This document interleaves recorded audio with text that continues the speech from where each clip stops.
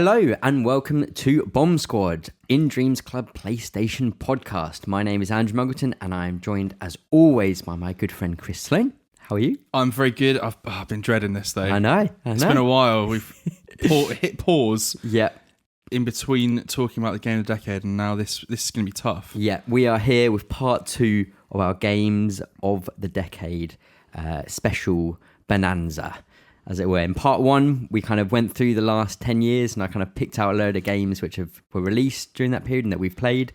We waxed lyrical about a load of them. And then we gave some honourable mentions, and then we picked a list of our top 10 games of the decade, making sure that we had 2 separate lists of 10, no overlaps. Yeah. And then we threw the twist in the works. We threw a twist and we both deleted two games off either of our lists. So now we've got 2 sets of 8 going head to head, and we're gonna duke this out and crown one game the game of the decade, according to us. Damn. So what I'm going to do, first of all, I think I'm going to run through the kind of the pairings, because we paired them off to fight. So to start, we have here Ni no Kuni versus Return of the Obra Dinn. We have The Walking Dead Series 1, or Season 1, versus Diablo 3. We have Life is Strange versus Bioshock Infinite. The Last of Us versus Hellblade Senua's Sacrifice. We've got Red Dead Redemption 2 versus Tetris Effect. We've got Dungeons and Dragons versus Nier Automata. We've got Arkham City versus PT, the playable teaser. And we've got God of War versus The Witcher 3, Wild Hunt. Yeah. Right. Okay, we're going to go through them in that order. And we'll look at each one. We'll decide a winner as we go through each time. And then we're going to then pair them off. Then we'll have like a kind of quarter-final, semi-final, then final. So let's kick it straight off. Chris, talk to me about Ni no Kuni. Why did you bring this game to your games of the decade? Yeah, I brought Ni no Kuni because I played it. I can't remember when it came out now, obviously, but I played it on PS3, I think, originally, right? And it just absolutely blew me away. You just imagine kind of if say you chucked into a bag Studio Ghibli, Pokemon, Disney, and like maybe like Final Fantasy, and mixed them all up and made a game. And I was just completely enamored with the art style straight away from the off. Yeah. Made by Level 5 and actually Studio Ghibli as well. Yes. So they were Studio Ghibli were involved for the first game, but not the sequel. For the first game, but not the second. Yeah. Ni no Kuni 2, I played and finished and really enjoyed. But I think I kind of ruined it for myself because I thought the Platinum Trophy was quite achievable, and so I started like grinding that game out, and I think I played for maybe 40, 50 hours, and then I just one day I literally just got up, turned the game on, realized that I'd made like loads of currency or something in the kingdom that you make in that game, and then I literally just hard quit. I was like, nope, and I literally because I think I bought it on disc, and I took pictures of it, put it on eBay, and it sold like that day. And I was like, I can't do this. Yeah. But I'm not talking about Ni no Kuni 2. Exactly. Ni no Kuni, the story starts off, you're a wee lad living in the real world. And then your mum becomes quite ill. Does she just die straight up? I think she just dies straight up. Yeah, I think she becomes ill and dies. And then you get transported to a magical world, and you meet Drippy, who's your Welsh little companion who's got a lantern coming out of his nose. It's like proper Studio Ghibli stuff. Yeah. And then it goes on and tells a really cool story where you go around towns doing little quests where you see that there's a person like who doesn't have enough courage to do something and do his job properly, and then you find someone else in the city who's got way too much courage. Yeah. And so you go and take some of their courage and give it to someone else to make everyone more rounded out. It's quite it's a bit communist in a way, isn't it? That sort of sharing everything out, you know. True. Our courage, not your. And then there's like a Pokemon style system in the game where you have little familiars, I think they're called in Ni no Kuni, and they can battle for you, but also you as a human, you're kind of like a spell casting person. Really fun. Story, like when I started playing it, it was in like a Final Fantasy mode because it's like JRPG, and the Final Fantasy stories always get so like blown up and like, oh my goodness, suddenly I'm fighting God himself or something. Whereas this one, like, it has that big crazy villain, but it becomes so personal. And I was and I won't say it for anyone that wants to play this game, but like I was so surprised that the story didn't make some decisions that you kind of assumed it was going to. Yeah. Considering who'd made it. And so it's like really surprisingly mature in its storytelling by the end, considering what the game looks like on the face of it.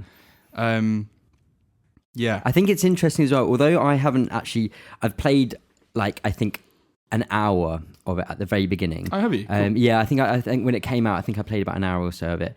Other than that, so I don't have a huge knowledge of the game, but from what I do know, I remember from what you're saying, like you were saying, it's surprisingly mature in its storytelling, whilst also being generally a really like positive kind of game. Yeah. Whereas a lot of games, it can get pretty dark and dingy and all this death and stuff. It's quite a light but mature game in some way. There are some games that I like. I'm trying to think of a really good example now.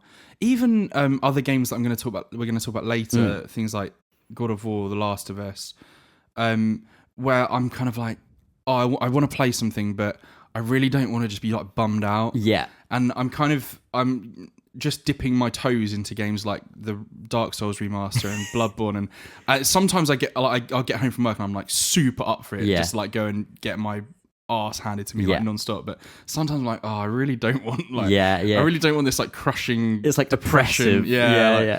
And Nina Kinney was just like perfect, perfect for that. And 2's great as well, but like it wasn't quite.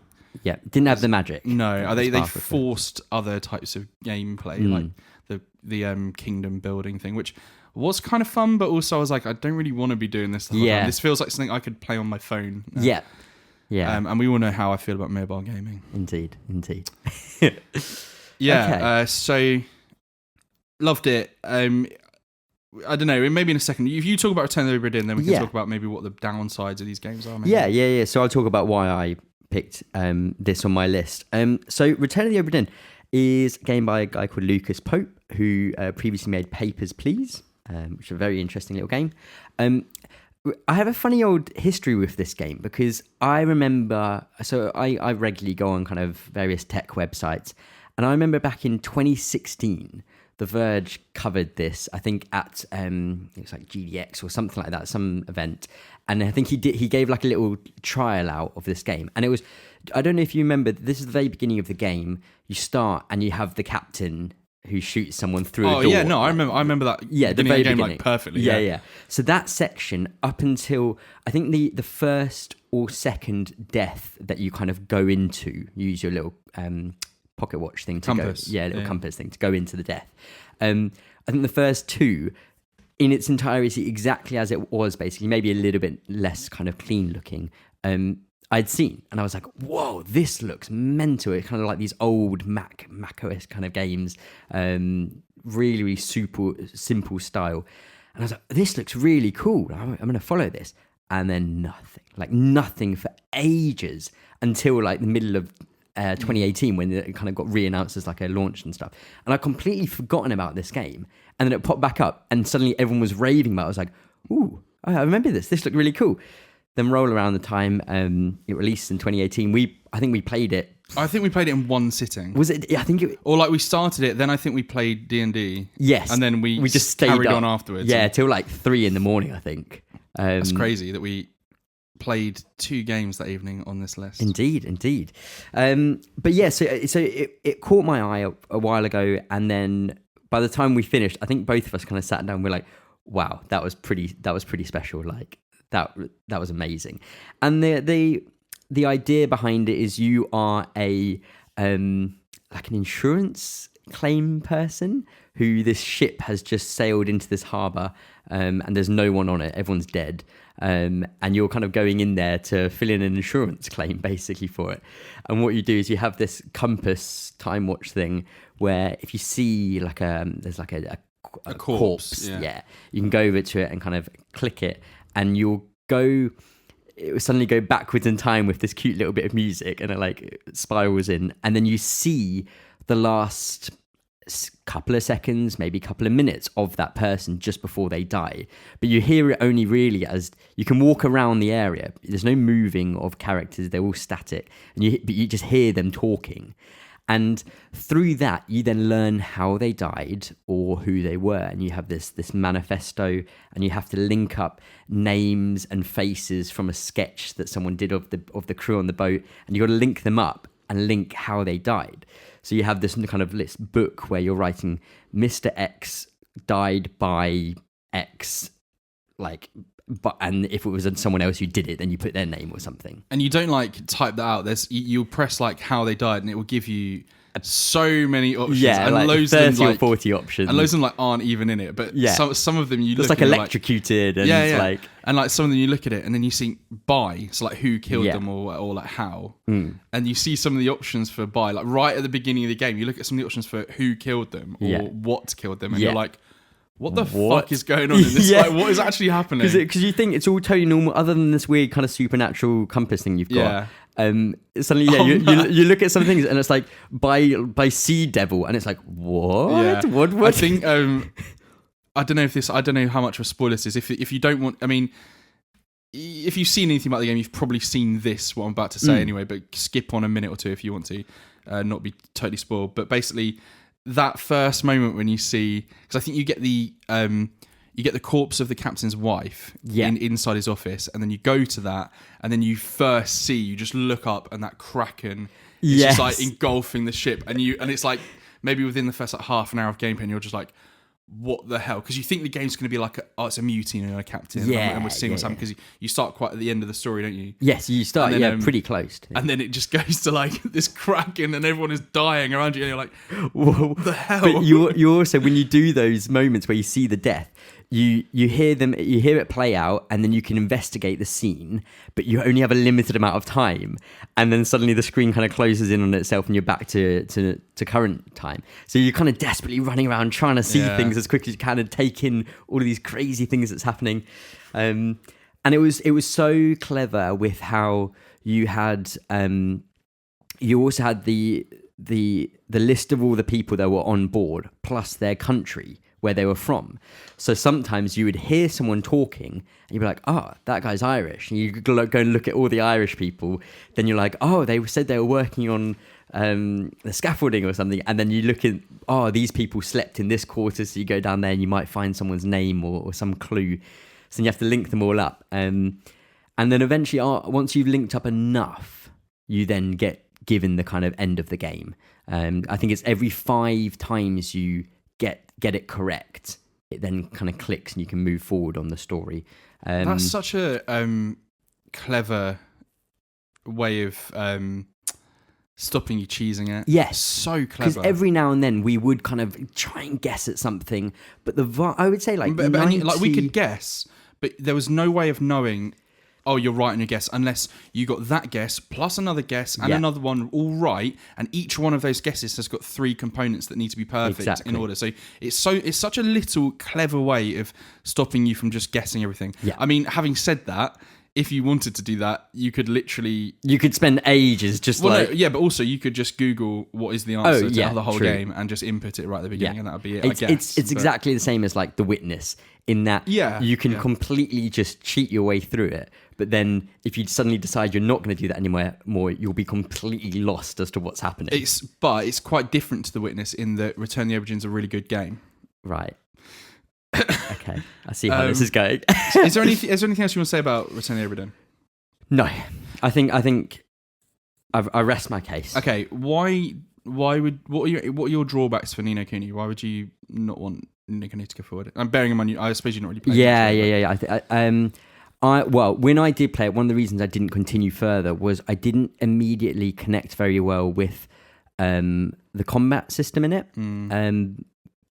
and also there was something for me, and this is purely my issue, was I found it hard to connect with the cast of characters initially, as they were like all kind of kids and stuff. They're very wacky. Yeah, and it was, I think I was going in expecting a Final Fantasy kind of thing, and I was like, these are all kids. I don't really want to play around. Like, I don't want to be controlling a kid. I want to kill stuff or something. Yeah. So I just wasn't able to connect straight away with it. Yeah, the combat. I think I can't remember if there's a difficulty option in the game or not. I'm not certain if there is, but one of the things you can cheese the game pretty well. Oh, can you? Because when you start an encounter, especially I can remember specifically some boss encounters, you're kind of put into like almost like a dome, like Thunderdome. Nice. Not like Thunder, you know, like a dome, and so you can't exit that. But what you can do, and I remember doing this for a boss when I was getting like dicked on by a boss, and I basically ran around the outside. Yeah. And I avoided most of the attacks, and I was able to then heal up a bit and reef some of familiars, do some damage, and heal people, resurrect people, and kind of just like really lose the fight, but then just be able to grind them down. Just by running in a circle for like 20 minutes. There was also certain, you know how like in JRPGs, there's always like one random enemy that if you kill it, it will give you like 20,000 EXP, and it's like crazy. Yeah. There was a way of farming them. Okay. Quite late on from memory, but you could do that, and then the end of the game was like just so easy, and I 100% did that. Return the Obra Dinn. Yeah, negatives. I kind of. It's so hard. I was like trying to think while you were talking, because like it's so unique. Everything that it's trying to do, it's like perfect at. Yeah. Like I guess the main drawback of it is that they did forget the graphics. They forgot all the That's graphics. It. Yeah, they forgot all the graphics. I think if I was being critical, there were a couple of, like, some of the people and some of the answers to their kind of clues and stuff was maybe a little bit too obscure. Like I do remember a couple of times us just having been like, right, we've just got to take a stab because I can't work out anything else. And then when you find out that you're right with your stab in the dark kind of, it's kind of like, oh, okay, I kind of get that, but I don't think you telegraphed it as well as you were doing it so well at telegraphing and showing and dripping stuff to us that some of them, from memory, I felt a bit, I didn't really see how you were hinting at this at all. Yeah, and some of it's like, okay, well, was this person, before you learn what certain things do, you're kind of like, was this person stabbed or were they spiked? Yeah, like were they impaled or were they crushed, or did they fall? Yes, and because it can be. You could, depending on how you want to look at it, it could be one or the other. But I'm sure I read somewhere that the game actually allows more than one thing for certain. Oh, does it? So it accommodates those. Yeah. Okay. Right. So where are you thinking then? Straight up. I'm naturally leaning towards Return of the Obra Dinn. It's the game that I played, and as I said, I didn't connect with Ni no Kuni, although I haven't really played it. Yeah. I don't know. What's your thoughts? I'm cool with that. I think. Yeah. I'm happy with that. I really love Ni no Kuni. I just thought, and I always get these thoughts while we're recording. What I think we should do is every time a game goes out, it should have an award. Because it's like got to this. Like, I we think should that's be a good like, idea. For each game that goes out, there should be like, that game was the most X game of the last decade, or something like that. Yeah.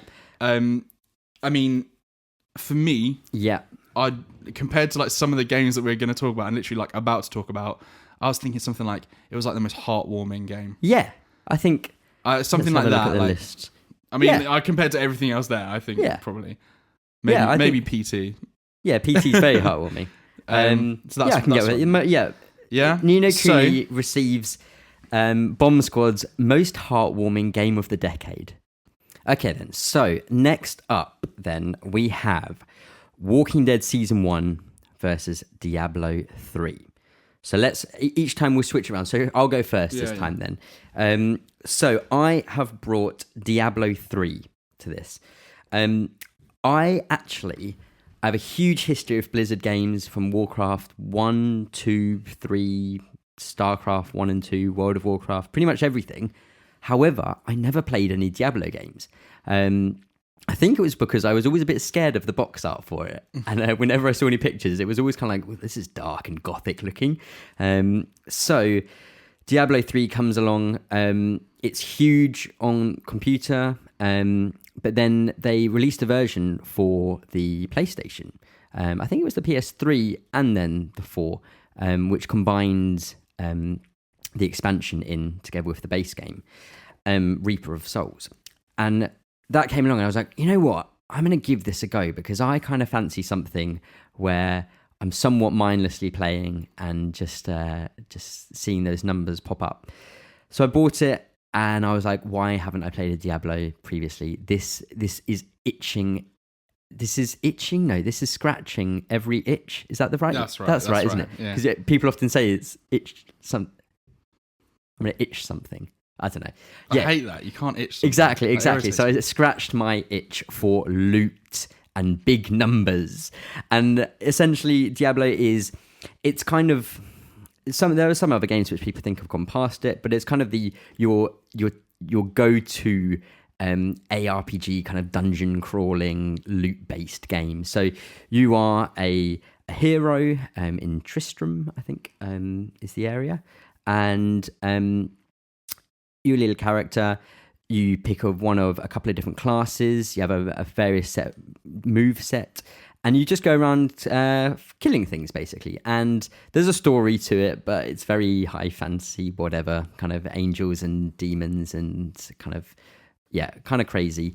But the main crux of it is going around fighting things and getting better loot or armor or weapons and equipping those and then getting powerfuler, getting new moves and putting these moves and armor together in various different combinations and then killing bigger things and getting better weapons and better armor. And it's just this cycle that goes on and on and on of just constantly fighting things and seeing your numbers become bigger when you're attacking someone and then getting a better weapon and suddenly something flies out of this dead enemy and it's got a giant orange light to the sky and that means it's a legendary thing. It's like, wow, I'm so excited. And you unlock it and then it's not as good as the one you've got and it's like, oh, okay. And then you move on and you see another one and then you go mental again and it's better. And that's kind of the crux of what you're doing in Diablo. And it's like an addiction kind of thing. For me, it's one of those games which it kind of makes me question, why do I play video games? And then I like play this and I'm like, I don't think I can really answer it with this kind of game. But it consumed me for literally hundreds of hours. It's kind of one of the proudest platinums I've got in a game because it takes a long time to do it and a lot of commitment. But that was kind of the reason for bringing it. It just consumed so much of my life for such a long period of time. Okay, so that is up against The Walking Dead season 1, which was one of my earliest platinum trophies. I think. I think similar, yeah. I mean, obviously Telltale, which had this game started the meteoric rise of Telltale, and they'd had a few before that. Arguably, they're the biggest hype. Yeah. Well, maybe not even arguably. Like I'm sure. Oh, absolutely. I don't think any of the others are really. I mean, there's some great games in it, like Tales from the Borderlands, Wolf Among Us. The Batman ones are great. But Walking Dead season 1. Yeah, that was the pinnacle for it. I mean, I can't really like go into it apart from bringing up just how emotionally invested you get in that story by the end of episode 5 of season 1. And what they do. Yeah. And I mean, it's one of those things where you see what happens to these characters coming a mile off because it's The Walking Dead. If you know anything about The Walking Dead, you know that it's so bleak. Yeah. And the kind of message of The Walking Dead is like, no, you're all screwed. Yeah, exactly. So obviously it's episodic. Yeah. I think there were 5 episodes through it. And you're introduced to these two characters, Lee and Clementine. Lee, who starts the whole thing off actually being arrested in the back of a cop car. Yeah, in the back of a police car, and then obviously the outbreak happens, and I think doesn't the police officer like run into a zombie and then it crashes? And... He's chatting to Lee in the car, and you're kind of making some decisions, and then it cuts forward, and there's a zombie walks across the road, and you smash into it. Car flips over, you get out. I think you have to. Do you kill the zombie? Because I think it comes over to you or something from that car. Yeah. Oh, yeah, for sure. And you have to like try and get out. And then it's obviously the whole gameplay is like you're just quick time events and moving and finding items and to progress. And then Lee manages to escape that, and he's going through houses basically trying to see what's going on, and finds Clementine, this girl who is basically lost from her family. Yeah, hiding in a tree house. And then it just basically develops from there. So it's sort of those two trying to survive, going from group to group, disaster after disaster, just trying to survive in that horrendous world. You meet some good people along the way.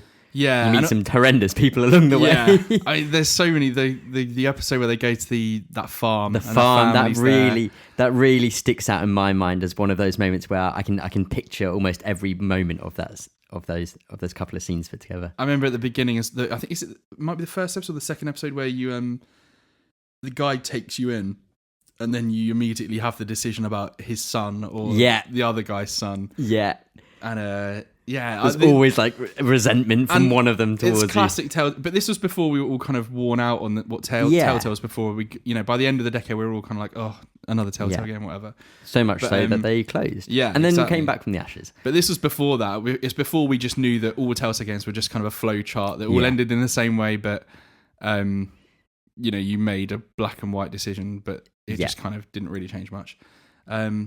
Although they changed that a little bit with the Batman ones, actually. Yes, I remember you saying about that. It's good. But obviously you get that emotional moment at the end, and the payoff if you've been playing it. I think I can't try and think how I played this, if it was already all out or not. So I remember when we were living together, I was playing it kind of on my account. I was playing it episodically as it came out. Yeah, I don't know if you then. Maybe played I think maybe we played it together on your account, because I remember then maybe just like I think I was just annoyed that I didn't have like the platinum trophy for it, so I just smashed through. You play the game to get the trophy. I played season 2 as well. Yeah, which wasn't as good. There's a train of happening with your games. A good first game and a not so good second game. Yeah. Hopefully not all of them. Yeah, we'll see whether it keeps going. Yeah. So. That's all I really want to say about it, because I think the whole, obviously there's not much going on in terms of like the gameplay and how great it feels to play, but it's all about that story, and I don't want to spoil anything about the story. Exactly. I don't think we need to spoil the story. We don't need to. Just like Return the Obra Dinn forgot to put the graphics in. With this, they kind of forgot to put the gameplay in. They did forget, and they've kind of forgot to put like the engine in. And yeah. That's true. But the relationship between Lee and Clem and the performances. I can't remember who was Clem, but Dave Fennoy was Lee. Absolutely incredible. Yeah. Amazing. Totally agree. Right. Decision time. What are the negatives then of the two games? We just kind of said about The Walking Dead, like it could be a bit janky. Sure. It could be a bit janky. Yeah, absolutely. It's not like super fun, I guess, to actually play. I think it can be stressful. And it can be a little bit like when you're like timed and you've got to find the right thing or make the right decision. Absolutely. I think it's a like, and I don't see this really as a negative, but I think you could look at it as in like it is an interactive TV episode, kind of like you just make your decision with it. Yep. Negative to Diablo. The story is absolutely ridiculous. So I've for me in Diablo, I've played a bit of Diablo 3, but only ever co-op with you. Together on the same. I don't know what the right word for that is. On the same team. Couch co-op. Yeah. Kind of. Local co-op. Yeah, but like together. We're not playing against each other. No. Yeah. We're running around as partners there. And it was like fun. I think my only thing with it was that like, I don't have the same drive of like loot. Yeah. And I never have really. Yeah. In games, in any game, I like upgrading my gun or whatever. Yeah. But I've never been like, oh my god, look at the new one. Yeah. Like for example, the way that and at some point in the future, we're going to talk a lot about Final Fantasy because we both love Final Fantasy.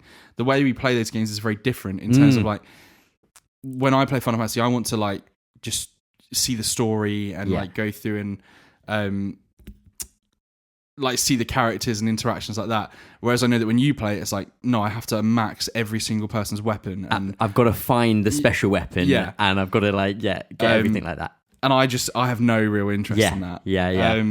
And that then naturally that is Diablo 3. Exactly. Like, that is like I kind the of game. felt like and that's the other thing, we played through it, and I feel like we almost finished it together when we did like co-op or got. I think we played through pretty much all of Act. There's like 3 acts. Okay. Oh no, 4 acts in it. 3 acts in it, I think. And we played pretty much all of Act 1. And then got to the next place. And then I realised, and that went in my head, and it wasn't that long, I don't think. No, we weren't playing it particularly difficult in a difficult setting or anything either. But like, I kind of thought like, oh man, people just rerun these like over and over. And I was just like, man, I feel like I'm wasting my time. Yeah, that's absolutely. And I think that's a really valid thing. And I do sometimes like look at myself, and when I'm playing that game, I was like, what am I actually doing? And then I was like, oh no, I'm getting shit tons of dopamine from this. So I'm happy with that kind of waste of time. But I can 100% see it's almost like an upgraded cookie clicker type of game, you know, where you're literally just tapping.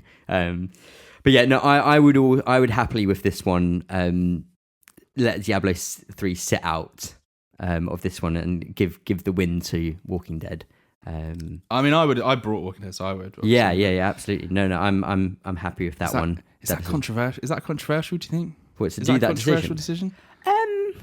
I don't know. I don't. The problem Walking is Dead season 1 is pretty is very well regarded. Exactly. Isn't it? I think now someone might not regard it as highly, but only because of the history of Telltale since then. So it kind of clouds it. At the time, it like won Game of the Years and stuff. Yeah, as well, loads. Like Yeah. And people were pretty bummed about Diablo 3, weren't they? Yeah. So when it launched, like there were all sorts of issues, and it's one of those games where when it launched, there were a ton of issues. Just connectivity wise, and then also this auction house thing. But then they brought out the expansion, and everyone was like, "Oh, this is a lot better." And there's been a lot of things which have got better and better with it. But it's a weird one where it was so huge and it brought in so many new fans that naturally there was a lot of excitement around it. But then a lot of the old fans were kind of like, this is kind of different from the other games. So yeah, there was a mixed reaction, I think, in the fan base. I guess the other thing that we have to take into account is that Blizzard suck balls. Yeah. Yeah, they do. So Diablo. I'm hesitant to say it. I still like them. All right, so we need to give. So what awards would you say you give to give? Oh, I can't speak. What award would you give Diablo 3 then for the past decade? What could we give it? I think maybe for myself it would be something either like best dopamine release or like most shiny in Chrome for like shiny things flying out at you all the time. Maybe it's like the shiny things. The shiny things award. Yeah, that works. Shiny things award. Excellent. For just chucking out shiny things at you the whole time. Okay. All right. Fantastic. Excellent. Right. Now, just to spoilers for everyone listening. Those were the easy two. I feel like there was a bit of a divide in this. Yeah. Now I'm just looking at the rest of them, and I feel like there's like for those people like, oh yeah, no, oh yeah, of course, yes, Return of the Obra and you were like, of course, yes, Walking Dead. Yes. I'm looking at the rest of the rest of them. Yeah, and I genuinely don't want any of my other ones to lose. Yeah. I think there's one potentially that I could say, okay, maybe, and it's probably not even the one you're thinking of, but for the rest of them, I genuinely don't want my games to lose to your games. Yeah. So, and I 100% feel the same way. I'm very passionate about the rest of these games. Yeah. Very passionate. Okay, so the next one that we're going to do is probably going to be, in my opinion, I think it's going to be my hardest sell.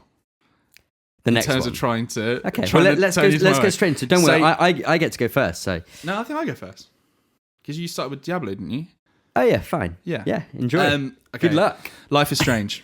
Life is Strange. Don't nod. Square Enix. It's an episodic game. Yeah, and not another one. We've just bloody put one through. I guess technically D&D is an episodic game in a way as well. Another So all one, of my literally. games. It's an episodic game. It is about angst. Just sorry, I don't mean to cut across and don't mean to be rude. It's another game that you've brought where the first one's better than the second one, isn't it? Yes, because the second one came out in the same decade, and I didn't bring it. Yeah, I brought the first exactly. one. It is a game about angst. It's a game about bullying and self-harm and child abuse and divorced parents and time travel. Yeah, and Sufjan Stevens photography. And you love photography. I do love photography. If there's and one I thing love you love, teenage angst. if there's one thing I know you love, it's photography and time travel. Oh my God. That's two things. I've talked about Life is Strange before in the past. I don't know what it was about this game, and I know I'm just bringing Life is Strange, but I kind of feel like Before the Storm is kind of like it's not really the same game, but it's kind of clipped on a bit. I'm willing to let you bring that into the fold. Well, actually, these are the two together, because I feel like you're going to say about exactly, and later on, there's another one where it gets mentioned. I mean, I don't know what it was, but when I was playing them, it just affected me so much, and it was so different to the Telltale episodic games, because I kind of felt like the decisions you were making had a bit more of an impact, and it was a bit more of a grey area sometimes with actually what you were doing. And it wasn't a case of like, if, for example, in The Walking Dead, like if I made this decision, if I chose to save this guy's son as opposed to this guy's son, the other guy was going to go mad and leave me, and I would never see him again. Yeah. But I would get the other one with me. And if I chose the other way, it would be the exact same thing with the other way. Yeah. This one I felt was a bit more like subtle in the way that the decisions would affect the characters. And it wouldn't necessarily be and now this person dies at the end because you slighted them. It would be more like, they're just super cold with you. Yeah, and that would hurt even more. It still did have those big moments. Like, for example, the girl on the roof, we had completely different things happen there. I think we've talked about that on this before as well. Yeah. And it was just one of those moments that I genuinely thought I could still save her. But because of a decision I made earlier, I couldn't, which I only found out later. But I was there, and I was like, okay, right. She's dead. She jumps off the top. And I'm like, no, okay, right, rewind. She's still alive. Right, do this to get there. Say this to her. Yeah. No, it didn't work. Right, no, rewind again. And each time Max, the main character, when she uses it, if she uses the power too much, her nose starts bleeding and stuff. And she's there with blood all down her face, like desperately trying to get to her. And then I ran out of all my options, and I was like, I have to just let this happen. Yeah. And it was one of those moments where I was like, oh my gosh. Yeah, I couldn't believe how much it affected me to be like, no, you can't save this person. Yeah. The silly decision you made in not supporting her earlier has forced this, and it made me get just stop and be like, oh my goodness, I can't believe that I've let this thing happen. It's horrible. Yeah. And the thing that blows my mind with this game as well is that the decision, the final decision of the game, I'm super in the minority compared. When I made my decision, which I was like, this is the right decision. Surely this is the right decision, without saying what it is or how it affects everyone. I then got my stats at the end of the game, and I went onto Reddit and I googled it, and I was like, what did everyone do? And everyone did the opposite to me. Yeah. And I was like, no, you're so wrong. I did the opposite to you. Yeah, I think you did. But I can't remember if we'd talked about that, and I said, I'll do this because I want to know what happens. No, so again, I'm not going to say it, but I did the opposite than what you did, but I actually did it, and I normally would never ever do this. I don't know why I felt so compelled to do this, but I wanted to see what the game would do with my decision. Yeah, because it wasn't the decision I would have actually normally picked. But I was like, if I do this, what are you about to do? Are you actually going to do this? And it does it. And I was like, now I feel really bad that I did actually just do that. I feel terrible about my decision. Terrible. And then what's so great is, and I'm not trying to use this to sway into it, but with Before the Storm, it's a prequel. Max isn't in it. But it's kind of in it. And you play as Max's friend Chloe. And like when you're playing as Max at the beginning, you meet Chloe, and she's this kind of douche, and you're kind of like, oh my god, like we used to be friends and stuff like that, but I didn't like it. And you kind of, but then obviously you warm to her and everything and stuff. But when you see Before the Storm, you see the whole story from Chloe's perspective, and you realise how much of a massive dick Max was to Chloe that caused her to like just totally go off the rails, and then it's just it's heartbreaking because you see all this stuff go on about. How Chloe then tried to find someone else to be what Max was in her life, and then all the stuff goes down with her friend, and and actually, I'm just thinking about now that there's 2 amazing callbacks in Life is Strange 2. To Life is Strange to this first game, which came from nowhere, and when it happened, I was like, oh my god, oh my god, So the music. That's the other thing I want to say. The music in these games. I was going to bring that up as well. So the music is so good. If you like any sort of like indie alternative singer-songwriter or bands, kind of like there's Arcade Fire's in there, Sufjan Stevens.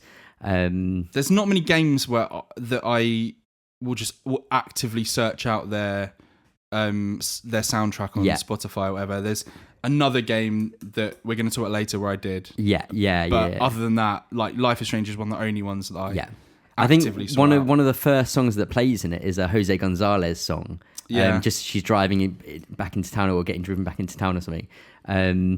Such a cool soundtrack. Such a melancholic tone, the whole game, and it's something that I want to play it again, to be honest. I want to play it again and make loads of.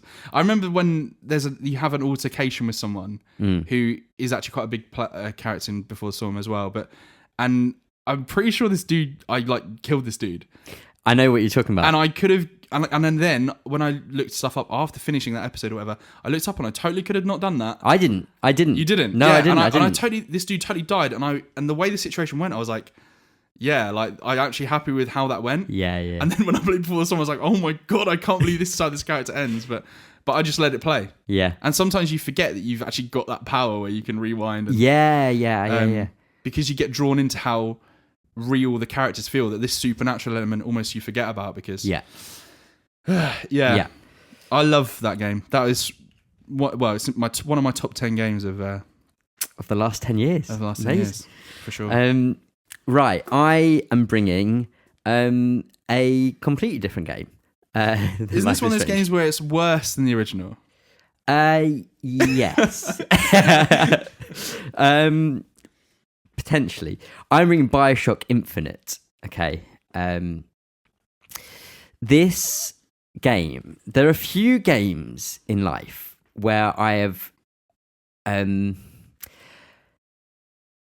so excited and absorbed by something that I kind of am literally counting down days to it, sitting there going, right, it's only 7 more days, right? 6 more days now, okay. And then it comes out and I was like, oh my God, this is amazing. So you had BioShock 1, amazing in Rapture. BioShock 2, also in Rapture, but you're playing from the aspect of a big daddy, one of the kind of baddies in the first game. And then BioShock Infinite comes out. It's the next game by Ken Levine, who did the first one. I remember when those first trailers came out. Oh, boy. The doors open to Columbia. Yeah. So it's like controversy. The first trailer, the first like gameplay shown off, like hardly any of that's actually in the game. Oh, yeah. So it was one of these kind of controversial things, but that just added to the to the story. This is now set in Colombia. New set of characters. Your main character actually talks. And what's the character's name? Do you remember your character that you play as? Booker DeWitt. What a name! What a name, Booker DeWitt. You are sent to Colombia, which is a floating city in the sky, to find a girl and wipe away the debt. There's so many great lines in that game that you can just put out there. So you go to this floating city, and it's this kind of 1920s or maybe 30s, I think, feeling. Yeah, I think 20s feeling. Yeah. Place, like American town. It's all very, very, everyone's smiling, and you kind of notice like something's not quite right in this place. It all just feels a bit off, a bit too nice and stuff. and you understand there's a tyrannical leader kind of who's very racist. Not many black people here. Not many black people here. And then when you do see them, they all seem to be working as kind of slaves and stuff here. This doesn't look good. And there's an altercation in that same vein. And so you're kind of continuing along with BioShock, and you're thinking all the way through, this got nothing to do with BioShock 1. They'd said, like, this is a different game. And then, oh my God, the ending happens and your mind is blown into a million pieces. There's that meme of, where there's like maths things flying out of someone and someone looking at a whiteboard and you're trying to work it all out, string together. I remember we finished the game and we immediately had to like get a bit of paper out and write down these little flow charts connecting things. It was so exciting. So I've kind of half spoiled something there, but I don't want to spoil too much with it. So this came out, and it was, we both love BioShock 1 so much. I think we both enjoyed BioShock 2. I don't think we would say we'd love it or anything like that. It was good, but not like amazing. Yeah. So then we're like, right, this is the guy who like was the creative mind behind the first one, back to do another game. And it comes out, and I was actually blown away by it. I was so impressed. I will mention some things that I didn't like about it in a second, but just the grand nature of it all, the really far out, intense story that it tries to portray, and the characters as well. Elizabeth is amazing, Booker's amazing, the Lutece twins are amazing. And the location as well, Colombia, is just such a cool location, so colourful and bright. Such a cool game. And then you also had the DLC that came on, Burial at Sea, episode 1 and 2, which essentially... So at the end of the game, there are some connections made between some of the games, and this kind of fills out those kind of grey areas and explains why certain things have happened.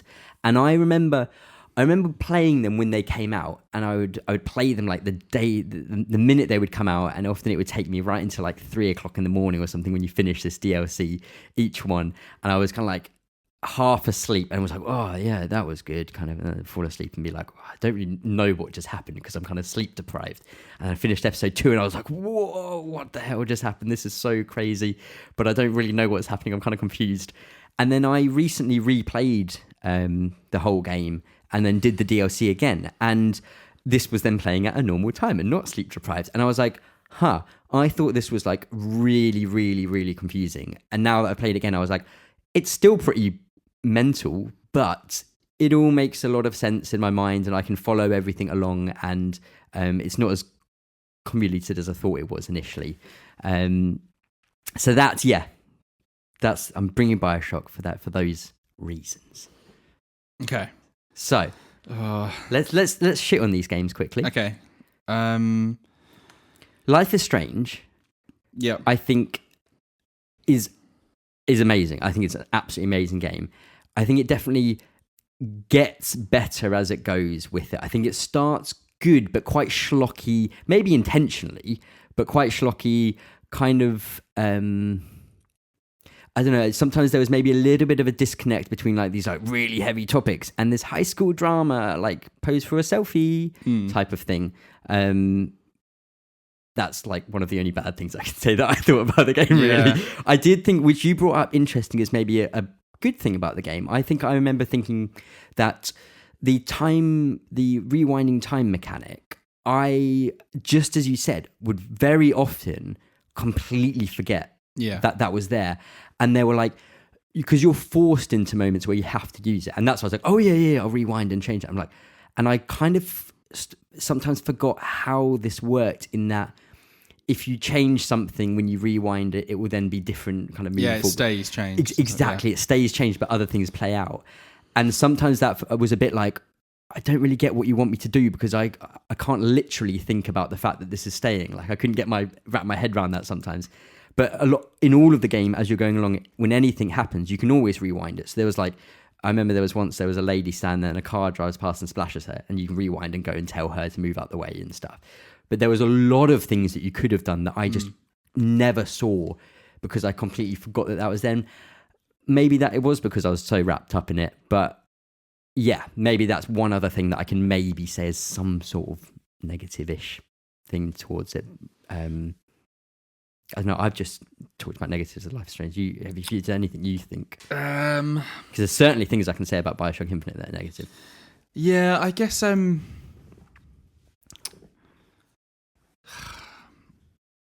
don't know. It's been a while since I played Life is Strange. I just I don't know.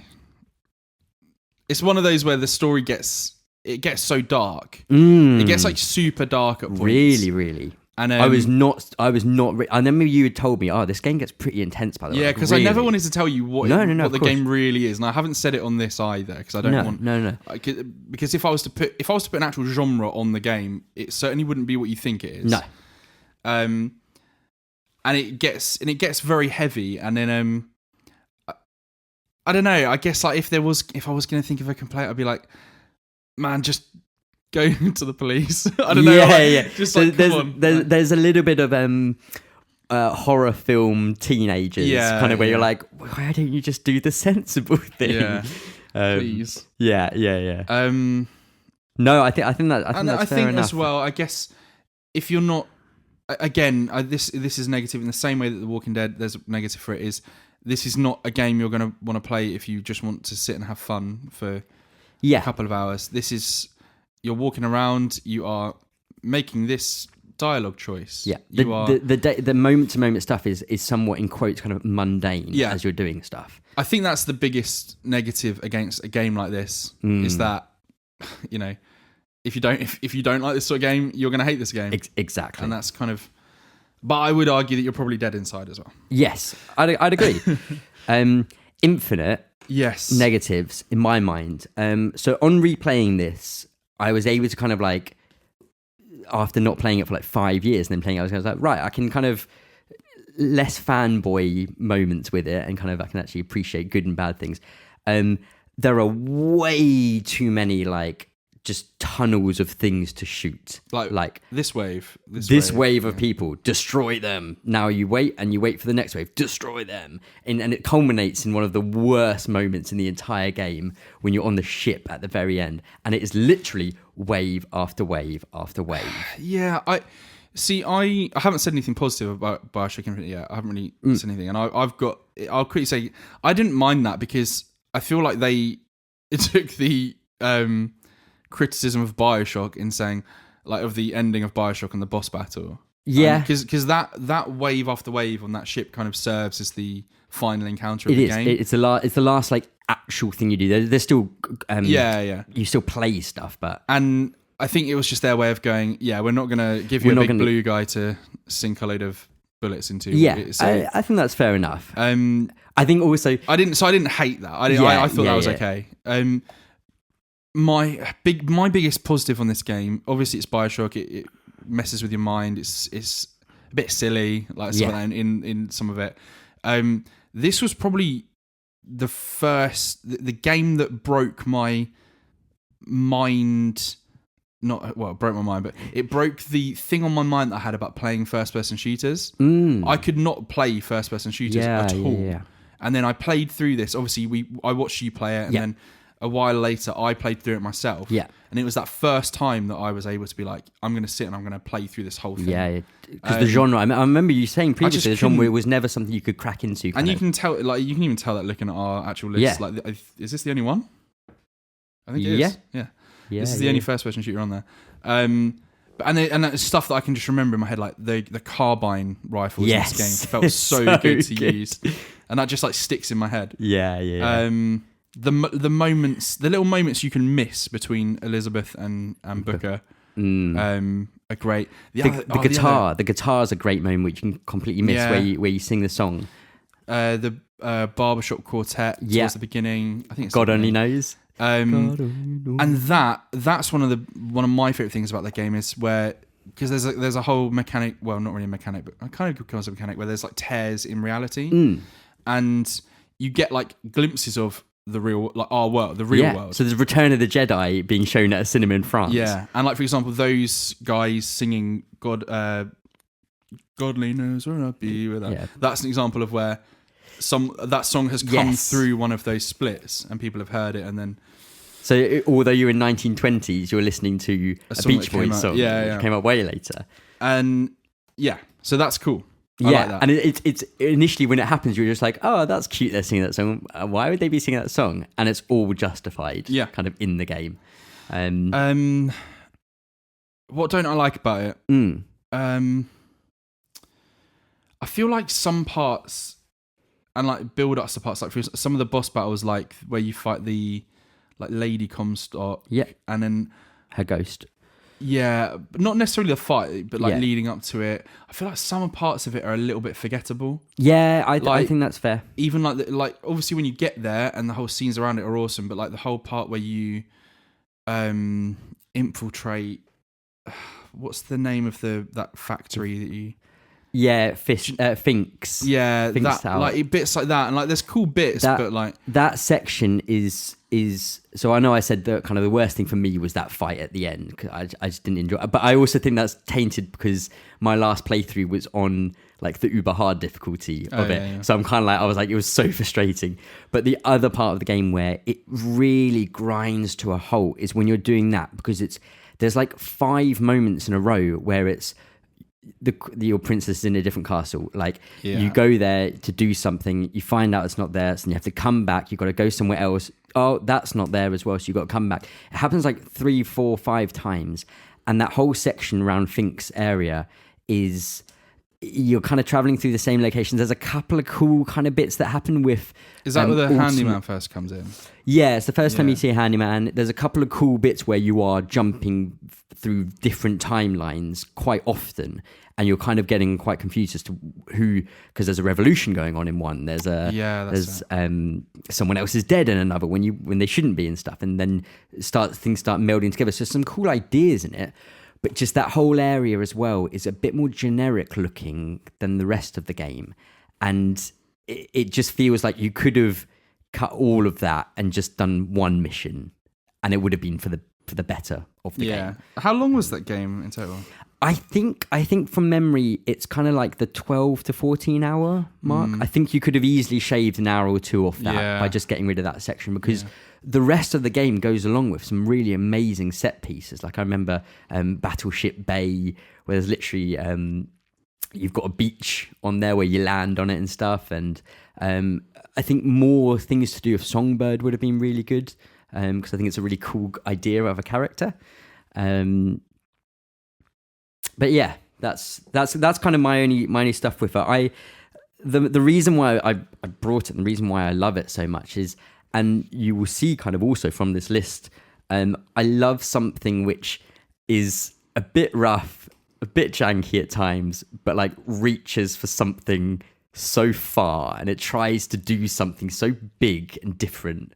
And this, for me, this was like one of those first times for a game in a story in a game where it was like, this is like so far out, and like I've got to think about this, I've got to connect it all together, and I just love that aspect of it. So what do we do? I don't know. Okay.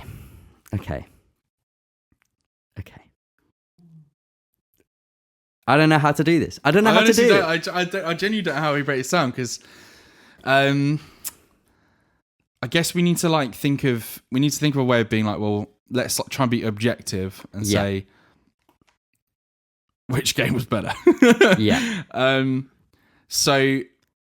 Right, I'll load up Metacritic and we'll look at the score. Okay, let's say what are the most important things then, I guess. Okay. The gameplay of the game. Yeah. The story. Yep. What else would you put in there? Important things for us, I think is the thing. Like story, gameplay, lasting kind of, I suppose, that kind of story. I don't really care about that though. I mean, was this an amazing game when you played it and it was really great, but you never ever thought about it again? Lasting impact on you. Okay. We need like an odd number of things, don't we? Yeah. That's 3. 3? Do we just go 3? Okay. So gameplay, I feel like there's not really an argument there. No, I yeah, think so. I think Bioshock wins gameplay. Yeah, story. That's hard. I mean, like, I don't know. Even the next part, the last thing, I'm like, I don't know. Well, I guess if we're split on the other two, yeah, then Bioshock's won based on one of the gameplay. categories. Because for me, I'd say I think I prefer Life is Strange's story. Yeah, and it's definitely had more of a lasting impact on me. Yeah. So for me, Life is Strange wins 2. Yeah. And Bioshock wins 1. And then for you, I guess Bioshock's 1 or 3. I think it is. Yeah, I think. Okay, cool. That's fair. Yeah, that's like, I don't like doing that because I really like Life is Strange. Yeah, a lot. for sure. I think the way I feel about it, and the only way I'm now justifying in my head to be that I'm happy that Bioshock's through and the Life is Strange didn't go through type of thing, is that in my head I think I like Bioshock Infinite as much as you like Life is Strange.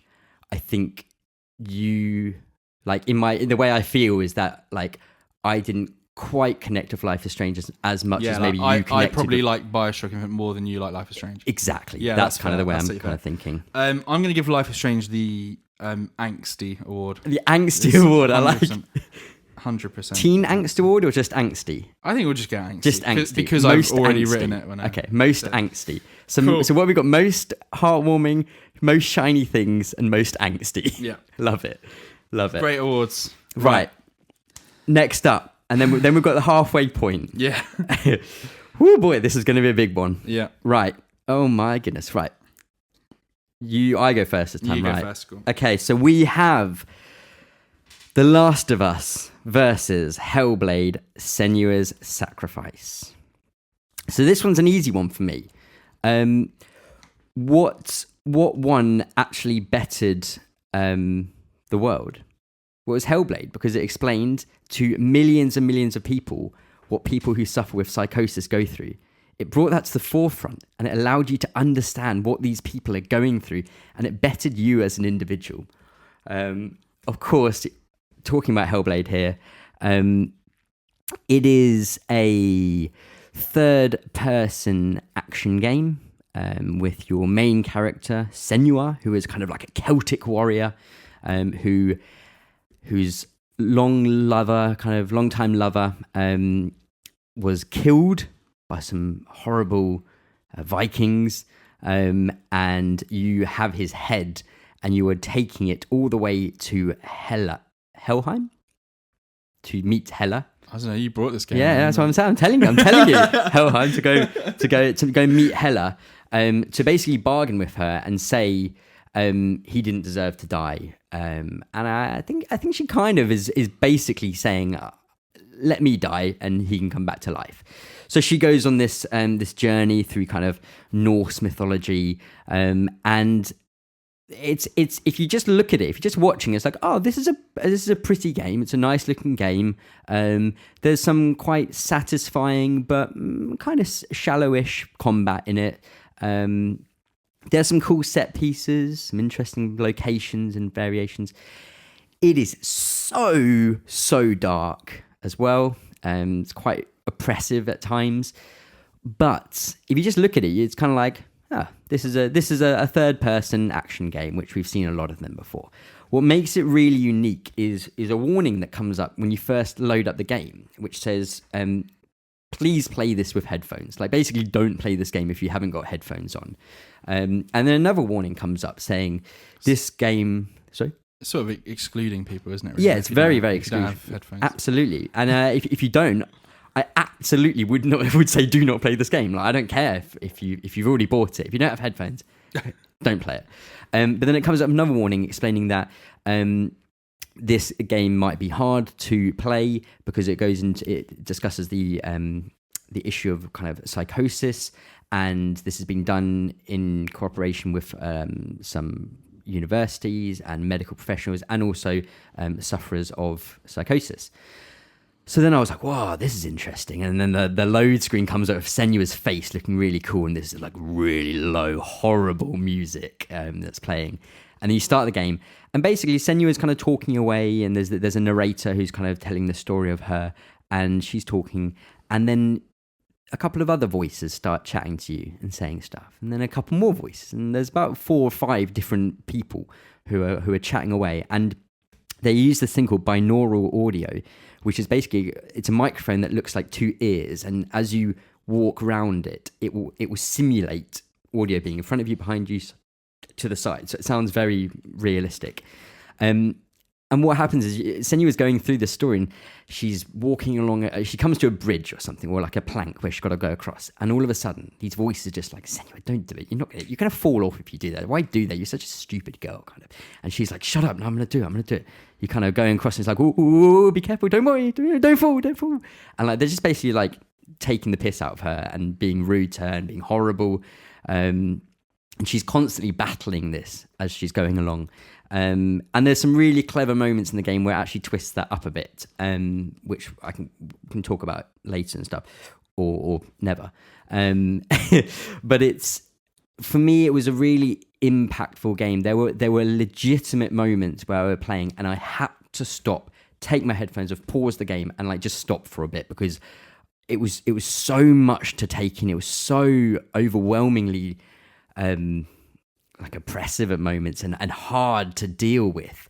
And I'd never really had that in a game where I physically had to stop and say like, oh, my heart's kind of racing, and it's not just from, oh, this was exciting. It's so stressful at times. And it did give me an appreciation for like, man, I just thought psychosis people were crazy people, weren't they? And it's so naive to say that, but I think that was kind of my naive thought process. But playing this, I was like, wow, this is powerful to me. This really actually showed me something, which not a lot of games do. They have a great story or something, but this actually impacted my life almost in some way. And that's why I'm bringing Hellblade. And it's great. Cool. Right, I'm bringing The Last of Us. We did a whole podcast a few months ago where I talked about it, and we talked about it in great detail. Because you just played through it then, hadn't you? Yeah. It's the best story ever put into a game. Bold. I don't even really. I don't know. Oh, okay. It's the best story ever put into a game. You feel horrendous throughout most of it, through the decisions the decisions that Joel is making, and makes at the end of this game. The relationship again between Joel and Ellie, and how that develops through the game, and the coldness sort of wears off on them, and then you can sense a real friendship, and then how the actual events of the game cause that to then fracture a little bit as well, and then the ending about whether their trust is still there is brilliant. And friendship goes from not just a friendship, but a relationship. Yeah, absolutely. Not in the girlfriend-boyfriend way.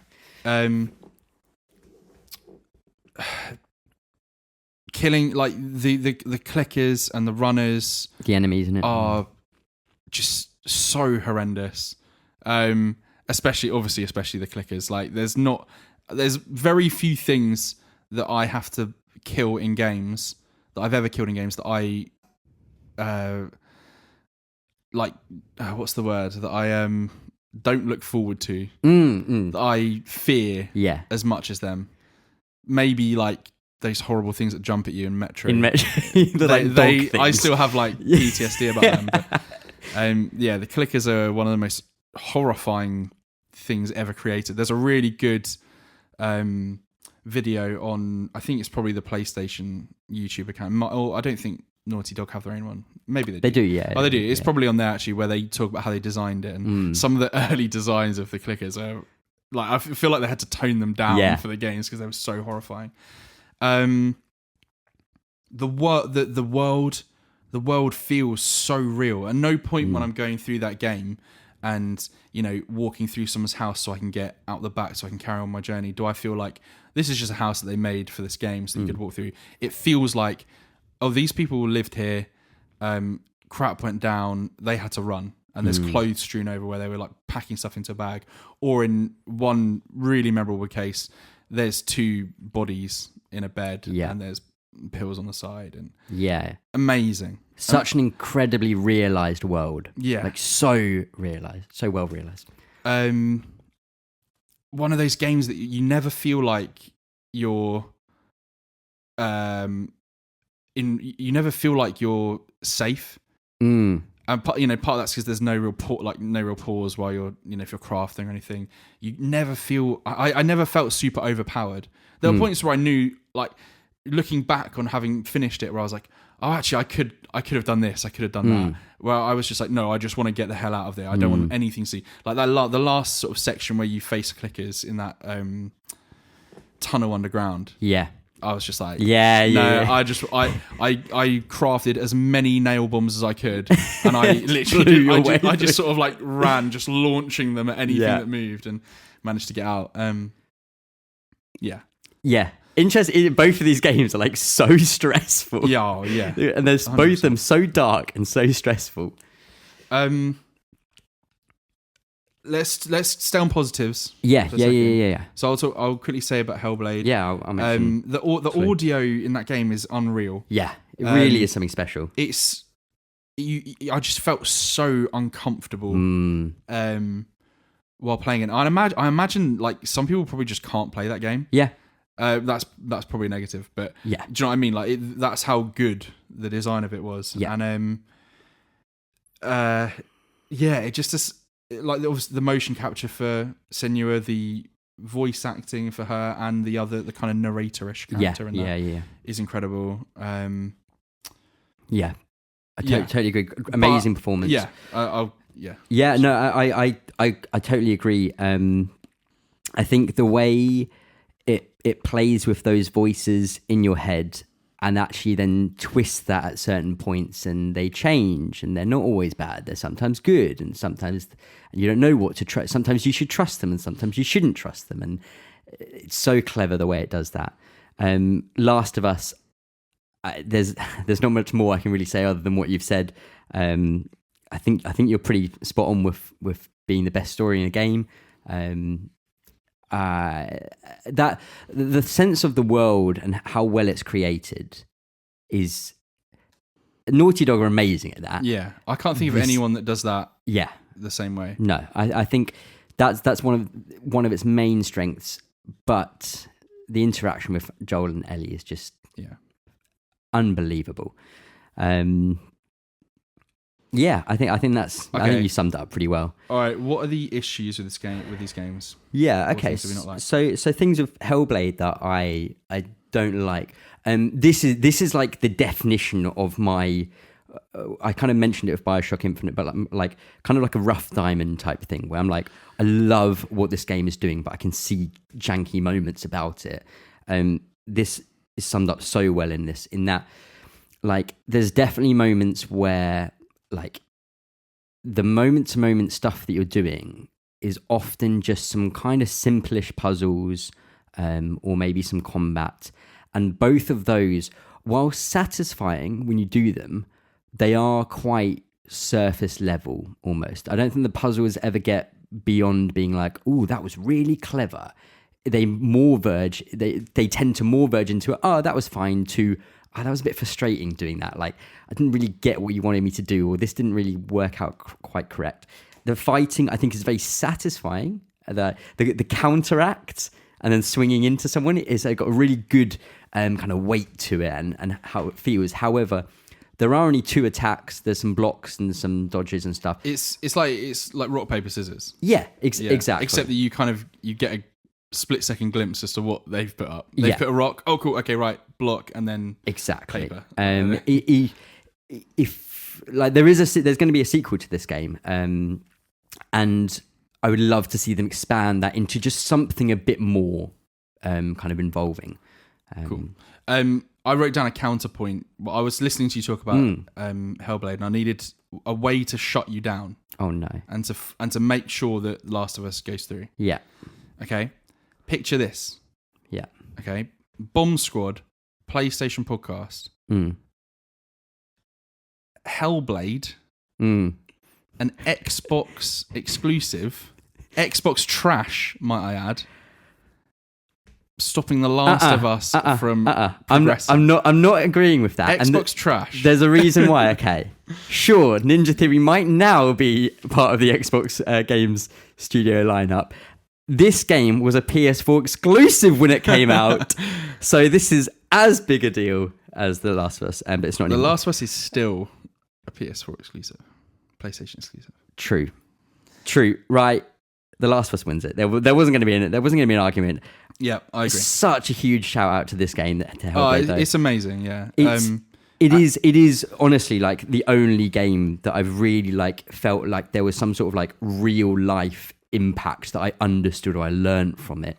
And really do play it with headphones on. Yeah, really I do. mean, it's horrifying. Yeah, and it's genuinely hard to play at times because there's people like screaming at you. It's so hard. But I would also massively, if you do play it, in the game when it's got like play and settings and stuff like that, there's a documentary that they made about the game, which is about 45 minutes long, and it's part of the menu.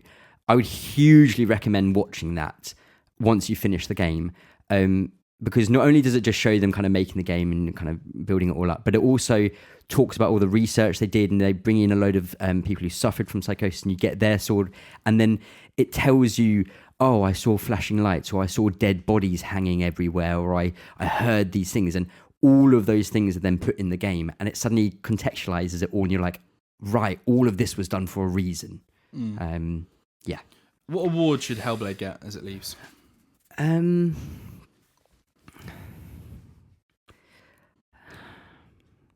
I don't know if I want to be like funny or not, because if I was being serious, then I'd be like, oh, like most impactful or something like that, or most voices. Most voices. What do you think? I think we should say like the most voices in your head. Most voices in your head. Most voices in your head. Yeah. Okay, cool. Most voices in your head. Right, I'm going first now, aren't I? Yeah. Oh my god. Right, okay. The next funny one coming up. Oh my goodness. The next matchup is Red Dead Redemption 2 against Tetris Effect. Right, Red Dead Redemption 2. So I played this game pretty close to it coming out, I think. Yeah, almost. Pretty much straight away. I think pretty much straight away. You play. It is a prequel to Red Dead Redemption. You play as Arthur Morgan, a character who was conspicuously absent from Red Dead Redemption. You play as a part of a gang where John Marston is a part of, who's the main character in Red Dead Redemption. And it's Dutch Van der Linde's gang, and Dutch's gang and members are sort of the villains of Red Dead Redemption, but you see them all as your like friends and family. And basically, it's on the surface level, it's like a outlaw cowboy simulation where you can go and rob trains, you can hold up stores, you can go hunting, you can go fishing, you can play blackjack, you can play dominoes, you can do absolutely anything you want, pretty much. And none of that is the reason that I'm bringing it. Yeah. The reason that I'm bringing this game, which I'm certain that I've talked about before when I've talked about how much I love Red Dead Redemption 2, is because of Arthur Morgan and the progression of his character throughout the whole game. I never play. So I know some people play these games and try and like role play themselves and be like, "Oh, what would I do if I was in this situation? What would I do this?" I literally I made a decision super early in that game to let the game and what the narrative and what like sort of quests I'd done recently, and let that basically decide for me how I was going to act, and it led to such an unbelievably emotional conclusion. That I actually kind of couldn't believe this was a Rockstar game. Because all my experience with Rockstar games is Grand Theft Auto and a little bit of Red Dead Redemption 1, but not enough. I didn't play all of 1. because they should just like remaster that game or something. Yeah.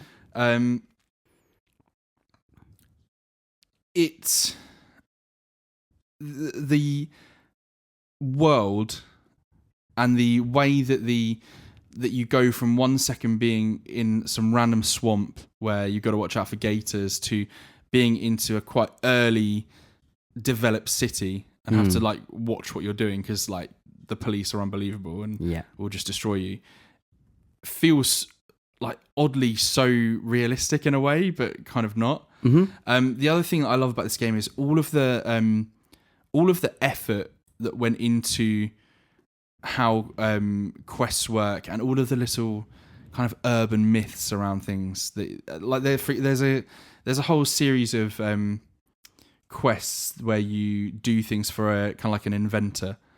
I can't remember if you've done it or not, if I'm just going to spoil it or not. Yeah, you've done it? Yeah, You've totally finished it? I don't think I've finished it. I'm about halfway through it, I think. Oh, okay. Well... Oh, wait.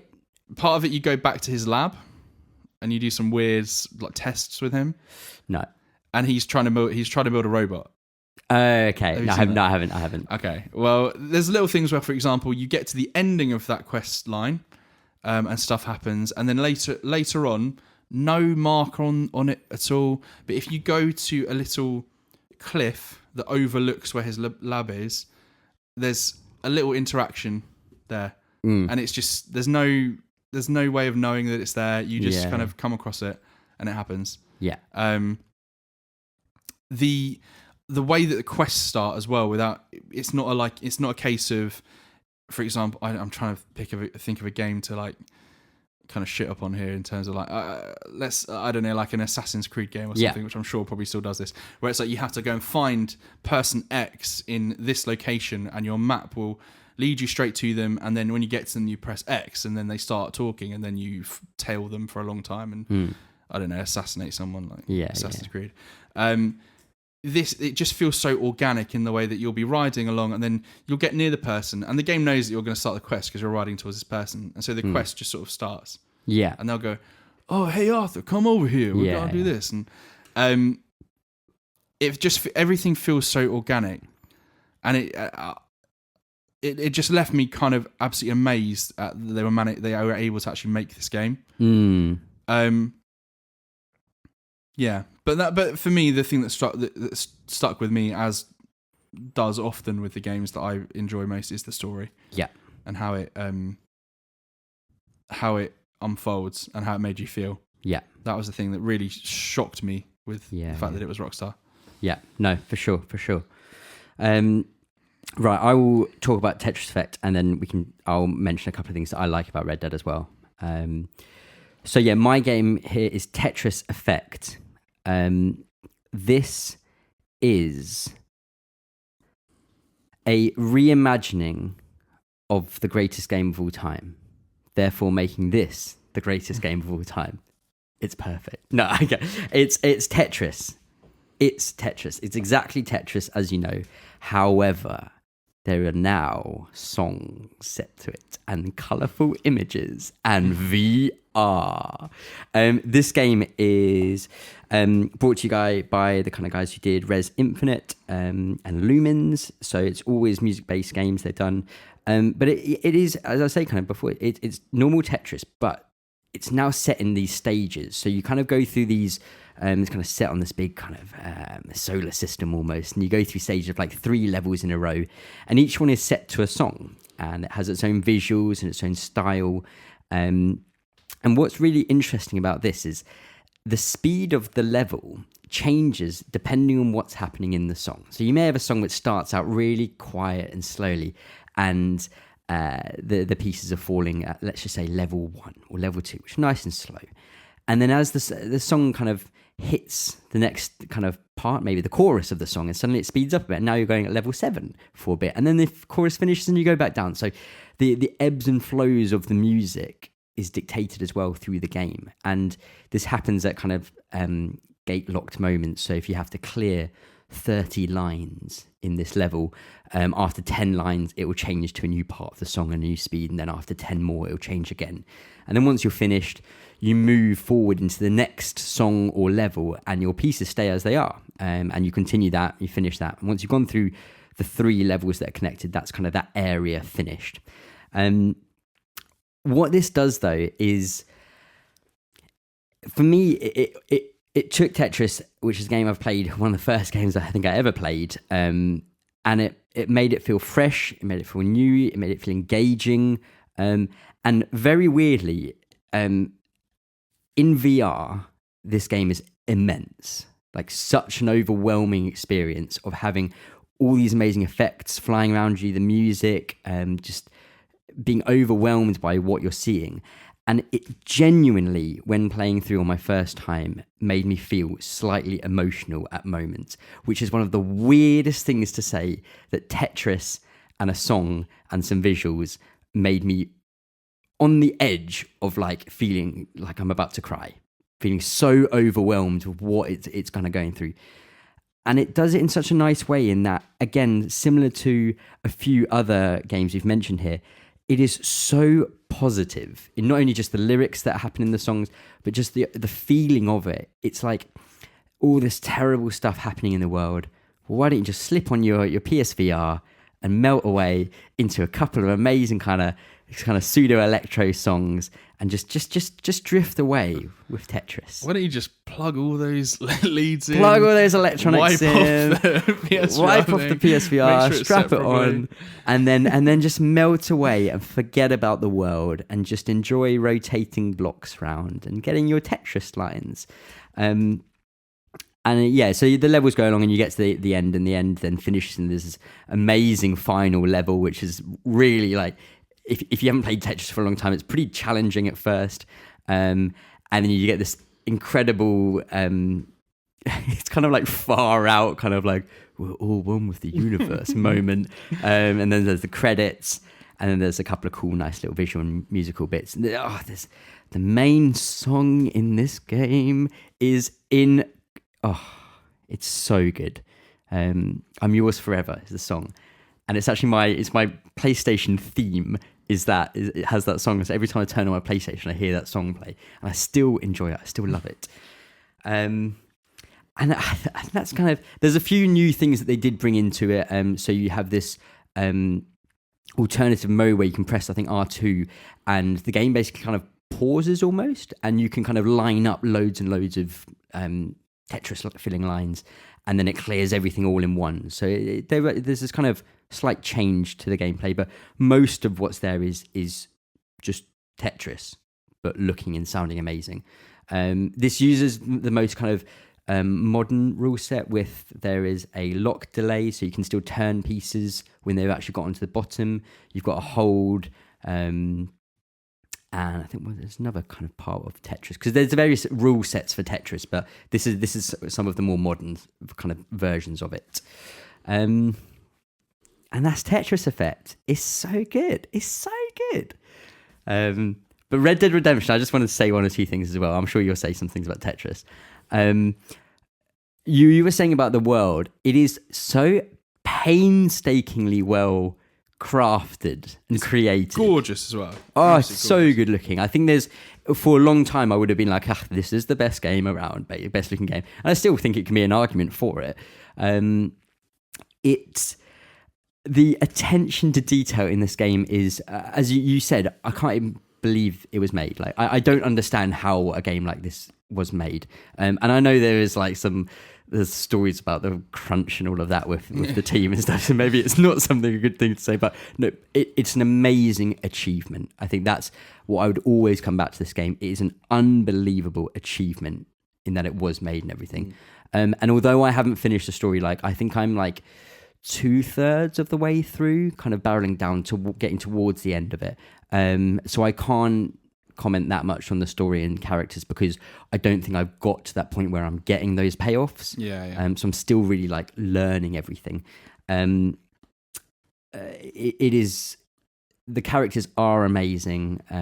The story is really good. I think for me, it's, at least from what I've seen so far, it's the characters building the story for me. It's not the actual just story that's happening. It's those, how these characters are reacting to everything and how their relationships are building and deteriorating and stuff. Yeah. Tetris Effect it's one of those things where it's like if you watch someone play it for a bit and you see them get up to like one of the speeds, like you see them get up to like, I don't know, like 12 or 15 or something. Ooh, that's fast. Yeah, and you're watching them do it and you're like, oh my God, this is absolutely ridiculous. Yeah. Like I'd never have a hope in hell of doing that.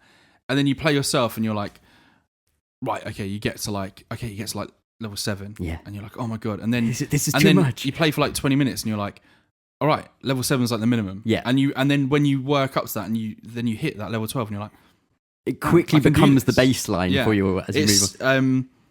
It's really fulfilling when you do that and you realize how quickly you can progress and become really good at it. Yeah. Yeah, I really like the music. Yeah, the music is so good in it. Such a good soundtrack. Again, similar to what I said kind of with Hellblade, it's not quite as important, but if you can, play it in PSVR. I think the VR experience is so much better than on TV. Yeah. It's still the same game, but there's something magical. I've made so many people play this game, and everyone's gone, oh yeah, I like Tetris, and they jump in there like they just disappear for a couple of songs, and they come back out and they're like, oh, that was pretty cool. That it was genius that they used that first song for that first level, and with the visuals of being underwater with whales and stuff coming around you, is such a great introduction to it in the way the song builds and then the beat kicks in and the visuals are all happening. A small other thing which I hadn't even said is that as you move your tetraminos, as you're moving them round, it plays notes of the song. So for example, in that first song, every time you spin a piece, it's doing a piano note from the song. So that if you keep on playing it, it's kind of playing the song with you. So clever. Okay. Issues. Yep. You go first, because then I'll judge by yours how hard I go. Okay. I've got nothing wrong to say about Red Dead Redemption 2. Okay. So you need to go really lightly on Tetris. Okay, my actual issues of Red Dead, and this has to be taken with a grain of salt due to the fact that I haven't finished the game, and I don't think many of my issues will disappear. I struggle, and I genuinely do struggle with some aspects of just playing this game. I don't know what it is about it, but some of the prompts to do things, or some of the button combinations to do certain things, I just can't get my head in the area to learn to remember them and do them. It just always feels wrong for me. I also I think the only other real thing, I initially started out being like, I can't really gel with what's happening in this, but then the second I got over that, I was like, oh no, I love this. I love what's happening with these characters, this story. Similar to that kind of gameplay type thing. This is going to be so weird to say this, and I'm sure this will come up maybe later because this game's going to go through in this round. Is I don't really like the combat. Yeah. I think it's there's one thing you do, and I don't ever feel like I'm in any sort of danger, almost ever. I think I've died maybe once, and that was because I was just running around type of thing. And I feel because you fell more than 3 feet. Yeah, exactly. Another point. I feel like I can take out an army of 6,000 people just with my pistol, kind of. And I'm like, that's it though, really. Yeah. Okay, so Tetris Effect. Yeah. I can't look at you while I'm doing this. So, FYI, I didn't say anything bad about Tetris Effect because I don't think there is anything bad. It's Tetris for babies and people with ADHD. What? Look at the bright colours while you play this old, boring game. Right. I know, I'm joking. I like the music. Mm. I can see some people not liking the music. Absolutely. Do you get what I'm saying? Yeah. It's really, if you're not interested in pop dancey music, I think you'd be kind of after a couple of levels. Yeah. You mentioned how cool it is when you turn each thing and it adds a bit of note. They just stole that from Sound Shapes. I'm going to say that straight up. They stole that from Sound Shapes. They did that first. Fine. There. Fine. Whatever. What else? Old game, man. Are we allowed remakes in this? What are we saying? Well, I'm gonna throw this one out of the window later on. Then, no, I think the point of the music, I think, is a very valid point, because it is. I wouldn't say it's like one genre, because there's like, it goes into like just like ethereal kind of stuff as well. It's like, I can't imagine any other genre being with it and the idea behind it, because the entire point of the game is this kind of ethereally feeling nature and life kind of thing. So I don't think you couldn't have a rock song in there. It would just feel so weird. Like the vision of the game is that. But I understand, I agree what you say in that if you can't gel with that vision or that kind of idea that they're going with, it's not going to be for you, type of thing. And because of the fact that it is just that, there's no option to be like, oh, I'm just going to turn off the well, you could just mute it, but there's no option to like just play a level without the music, and the visuals are so connected that if you don't gel with it, there's nothing else to really get from it, as it were. I think the other thing is as well, if you play it without the VR, it's okay. Yeah. It's obviously nowhere near as immersive. Yeah. And I think that just puts a bit of like a gate on it. Yeah. Do you see what I mean? And then also, I can get like, that. PSVR is super cool and it's got some great games, but it's super clunky. Yeah. And like we joked about, and just plug all these wires in and then make sure it's not all misty, and then I can. But that's the platform's issue. It's not the game's issue. It's on PC now as well, so you can, if you have a better VR setup, then it'll work with that. I think that's fair enough. I think it's weird in that playing in VR is not so much better, but it is a better experience in my mind. It just is. That it's kind of like, if they released it as only a VR game, I'd be like, oh, that's kind of fixed the issue type of thing. But then at the same point, then it's kind of like, oh no, they didn't do that. They did both. And it's kind of like, I get what you mean though. I think Red Dead Redemption 2 should go through. I agree, but I don't think it's like, super clear. Yeah, exactly. Because like I really have issue with Red Dead Redemption 2. I can see all the importance in it and what it does right and stuff. Like, they're just so different as well. This like is mindset. like one of the hard. There might be a couple of super hard ones to really compare in a second, but this so far has been like, how can you compare really these games? Because I feel like Red Dead is one of these kind of, it's doing so much and it's so good and such a high bar for all of the things it's doing. And you have Tetris Effect, which is just doing like one thing and it nails that thing, that one thing it's trying to do, which is be like an emotional version or like an immersive version of Tetris, and it succeeds amazingly. Man, it's Let's put Red Dead through. Okay. I'm happy to do that. Obviously, it's your pick as well, so you'd be happy to do that. Tetris Effect. What award? Most dolphins. Most dolphins. Most sea life. Most sea life. Because it's got whales as well. Because I didn't bring Death Stranding. If I brought Death Stranding, that would have taken that. Most sea life. What a crap award for that. Sorry. Man, just play that first level of it. Just everyone play it. It's so good. We didn't even talk about all the extra modes in it, which are pretty cool as well. Like there's some really cool like journey, like not journey because that's the first thing, but where it's like, a relaxation mode. And you go through like 3 different levels and it's all very relaxing and calm. Or like an intense version. Right. Next up. A fun one. Yeah.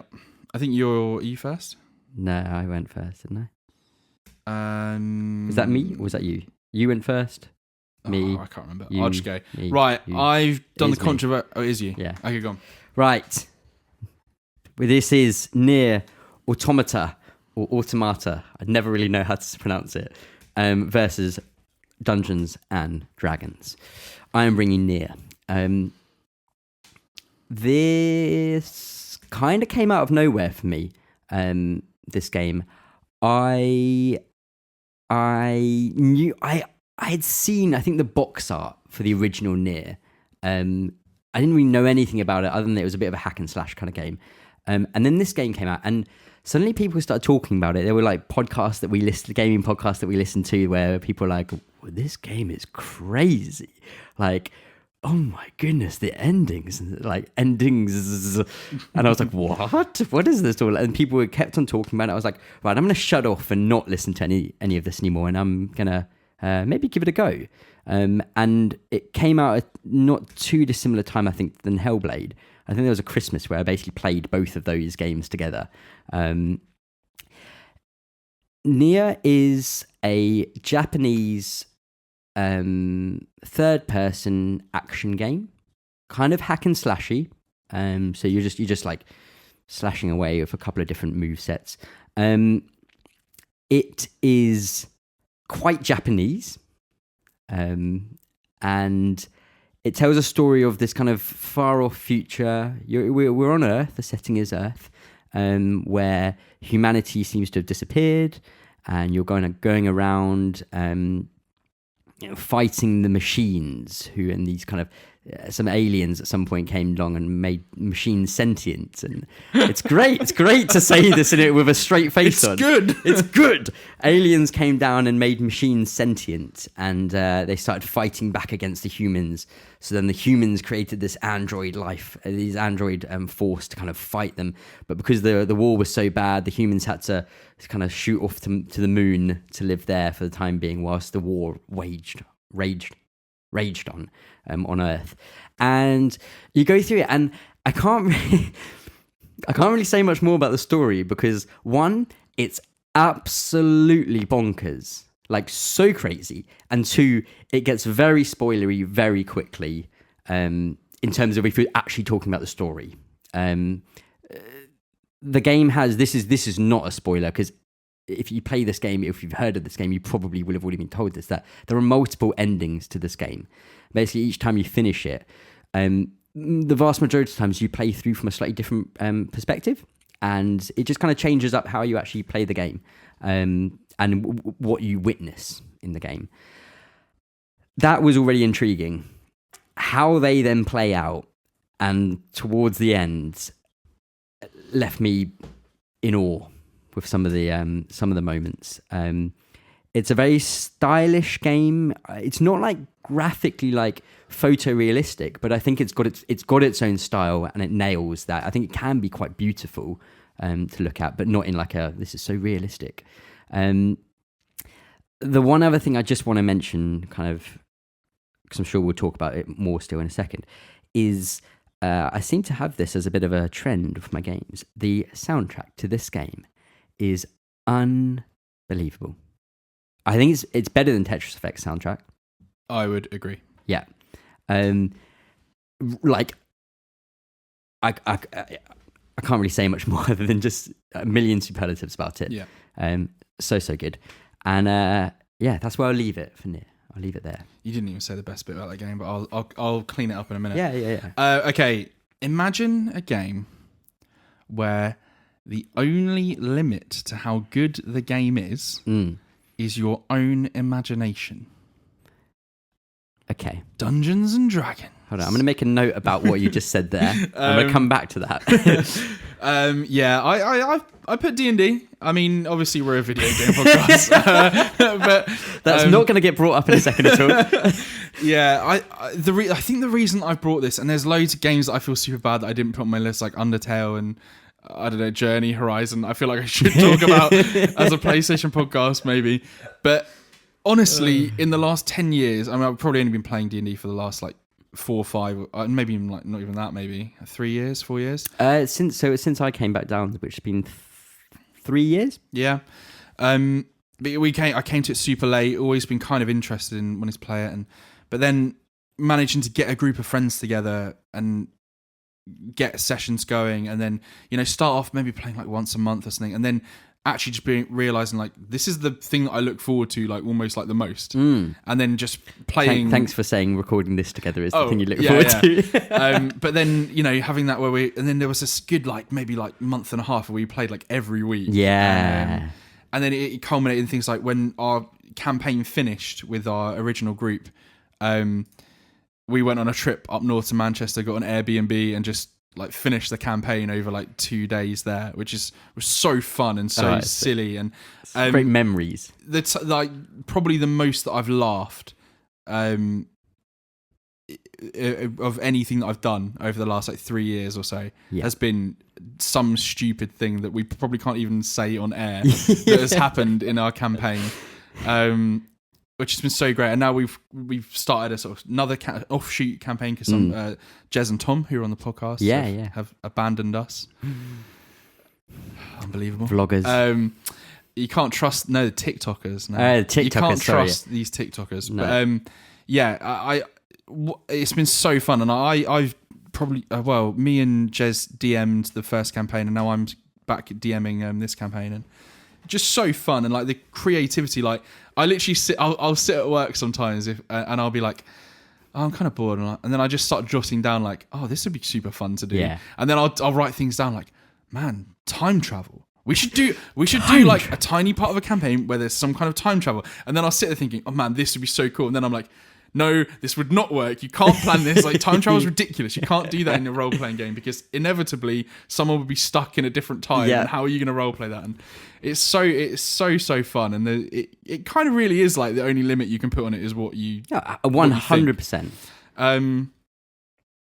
Yeah. I don't want to say anymore. I put it in, and 5th edition came out in 2014, which we've been playing, so it counts. Fuck you. Yeah. Right, Near Automata. Yes. It also turns into a flipping, I don't know what they're called, like shoot 'em up. Bullet hell. Bullet hell games at some points. There's hacking. It's got an anti-upskirting part. Yeah. It's got, but the best bit of the freaking game is when you get the proper ending, which of like 20 odd endings or whatever it is. Yeah. It's the ending credits. Well, this is why I was like. Did you not want to spoil? Well, that? I don't know. Maybe. Let's not spoil it. But because maybe in the next round we can then start doing spoilers. So we've talked about these things, and then people can go and pause and say. I don't know if we want to. I don't know if I want to spoil that. But I just want to say it's incredible. Yeah. Such a cool idea. Yeah. What like when I remember getting to that part, and it was just like. Not only just like a fun like twist on credits.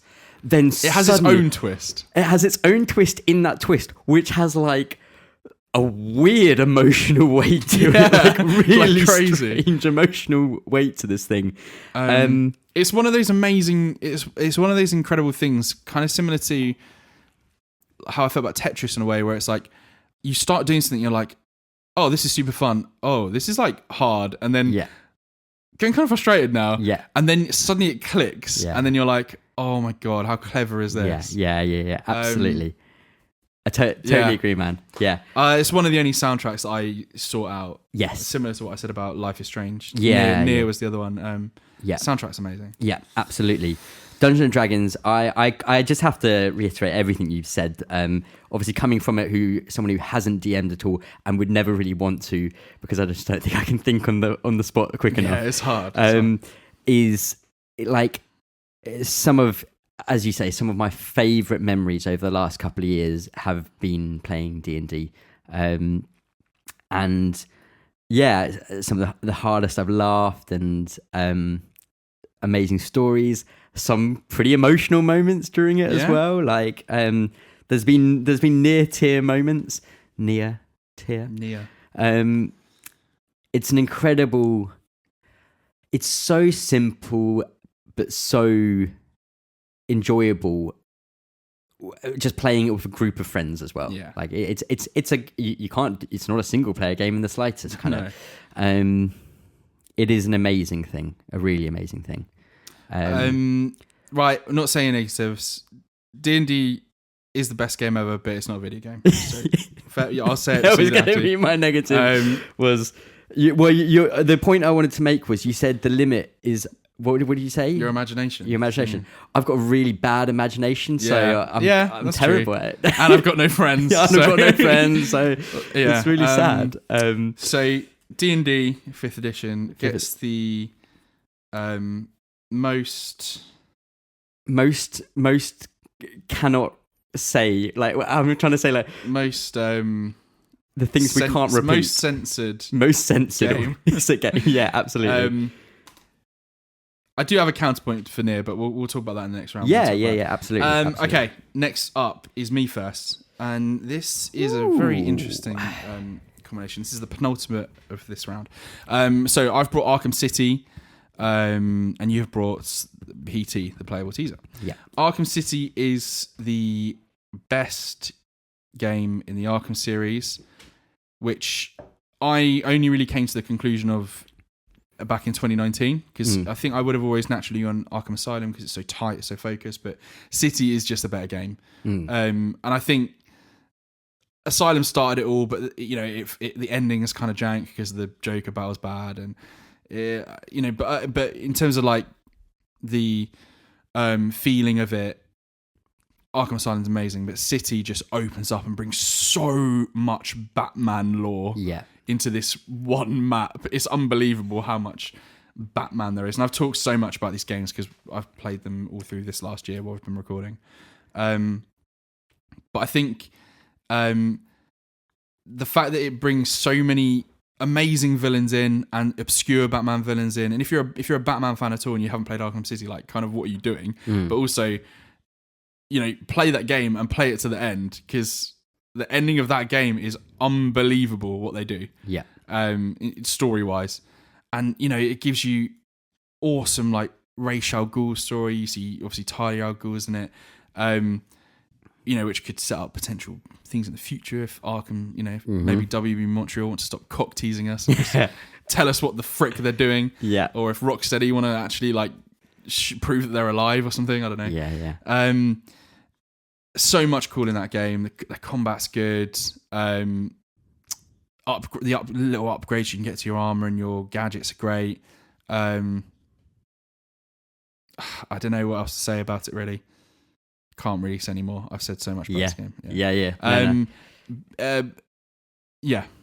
Arkham Knight, slightly let the side down a little bit, but sure, it's still good. City, that's the one. Yeah. I need to obviously say this is the only game on this list that I've played 0 minutes of. I've seen a lot of it. I know a lot about it. I've seen you play bits of it and stuff. I have no kind of opinion on it other than that I know people love it, which is great. I am bringing PT, and PT's a funny one in that the game can be beaten in 20 minutes. Is it a game? It's a teaser. It's a playable teaser for a game. Can we spoil this? What is the teaser for? Yeah, right. Sure. Yeah, PT was a playable teaser for an upcoming Silent Hills game. It's going to be like a reboot by Hideo Kojima, Guillermo del Toro, and Norman Reedus was going to be in it. And this was shadow dropped. I actually found out recently. It was actually Gamescom, I think, not E3, when it was released, or TGS or something like that. It was another games award show, not award show. Event, and they dropped it. Square Enix kind of came out and they said no, it's not Square Enix, Konami. Yeah, I was like, what? Still got my head in the near space. They were like, oh yeah, here's this new studio. I think it's 7747 Studios, or something like that, the number. And they were like, yeah, this picture of this like stump in a wood and like just PT scored on it, and it's like, oh, what's this? Oh, you can download it now. Go for it. No one had said anything, and Metal Gear Solid 5 was about to come out like next month after this, and everyone was like, oh, what's this? All right, go home, download it. All of a sudden, I remember you were actually up with me at this point. We were in Bradford. Yeah. And I remember you going on Twitter and just being like, someone's like, this is the scariest game I've ever played. Like, what? Like, people are going mental. And you just like, as it was going on, you're like, more and more things like, what like, the hell? Dude, we should like download this game. I was like, right, let's give it a go. Like, and we sat there and we played through it. And this was already at like midnight or like 11 o'clock. It was still pretty late and it was dark. And it was terrifying because it kind of threw you back to the age of not having the internet. Like, we knew nothing about this and we couldn't really find much out about it. And we just played through it. Dude, we've only just been able to find out about it. Yeah, well, so amazingly, so there's this long history now of there's a guy who's kind of trying to break it open because unceremoniously, the game ends and it shows a little bit of a trailer for this new Silent Hills game, and it reveals that it's Hideo Kojima behind it with Guillermo del Toro and Norman Reedus. And then about a month or two later, it was cancelled, or maybe even less time than that. It was cancelled and it was pulled from the PlayStation Store. So if you even if you'd bought it, if you download it and then you deleted it, you still couldn't re-download it because it was gone. So you had to have it on your console to keep it. And then this game disappeared. It's you cannot find it anymore. A couple of people have tried to remake it and they keep on getting shut down by Konami. And it's now just this moment in gaming which is unprecedented. There's never been I feel like there's never been anything like this before, and anything that garnered this much buzz and excitement, and then that just turned to sheer anger towards Konami for pulling this out and getting rid of it. I think what's fascinating is that we're still like 4 years later, 5 years this year now, I think it was 2015, I think, still finding out stuff about this game. So like there's just various different aspects about it. The fact that Lisa, this ghost who's in the game, is actually behind you the whole time you're playing and you have no idea, but it's there the whole time. Loads of little things that's so cool. It's just so refined and pure as an experience. It must have been, we've, just to say our experience with this, we've played through this game probably like 10 times. Yeah, I've played through legit, it like so many times. And obviously now when we sit down and do it, which we still do, like it's just like, oh cool, yeah, it's this bit, all right, let's find all the picture pieces. Okay, oh, this is the bit where she's gonna be in the doorway of the bathroom. Okay, cool, we'll do this. Oh, this is where she's just behind us, like, and it's just kind of like, okay, we'll do this, all right, we get through. Oh nice, okay, now we can finish it. I'd love to like see someone's first experience again with it, because I can remember when we started playing it, like when we first played it, but now it's become just sort of a case of like, we know what's going to happen. It still fills me with dread as we're playing scary, it. It's still like, it's still the atmosphere and the noises and stuff. It's still horrible, but I just love to see someone's like, what the hell is this? I did it. I did it for my games night that I do with a couple of other friends who aren't really gaming people, and we played through it once just on a whim because I think we were waiting for someone to arrive. So we're like, I was like, well, let's just play this. This is kind of fun. And everyone like went in, what's this? So we started and we're like, what the hell is going on? And everyone by the end was just like, oh my God, what's happening? It's a pretty cool thing. Obviously, I can't really comment on Arkham City then. Obviously, you've said a bit about PT. Any negatives and stuff for Arkham City? Arkham City? I guess like playing it on super easy, you can kind of mash your way through a lot of the combat encounters. There's I don't know. There's a little bait and switch, I guess, with like the villains and stuff. Sure. And then even then it's like bait and switch, and then it's like, by the way, this is a Batman game, so it's Joker, right? Like, so oh yeah, that was the thing, but this is the big story of the whole game. But by the way, Joker is Batman. Yeah. Negatives with it. You don't have to pluck something. So yeah, I mean, I can't really think like people love this game. Like, everyone loves this game. It is incredible, like, because I was gonna say like, maybe because it doesn't feel quite as tight as Asylum, but it's still a really tight game. I think without no, I suppose the negative is this. It's open world, but it. We were talking about Red Dead Redemption 2 earlier. Like this is the opposite end where it's like these are just huge cubes that I can glide around, and then there's some people at the bottom that I can attack. Like this isn't a building. Yes, these are just some random cubes that. Yeah. But it's an earlier game as well. Yeah. I'm trying to think if there's. I feel like there might be like a boss battle or something that I'm not too keen on. I think there's the penguin one near the beginning where you get to penguin and then he just like you fall through this thing and then he's just like, oh, now fight Solomon Grundy, this big boss thing, which is a kind of obscure DC villain, and it's like, oh right, okay, cool, and then but that's quite cool. I mean, PT like negative. This is a hard one to say because like it's obscure as shit. It's obscure as shit. Like, I don't think...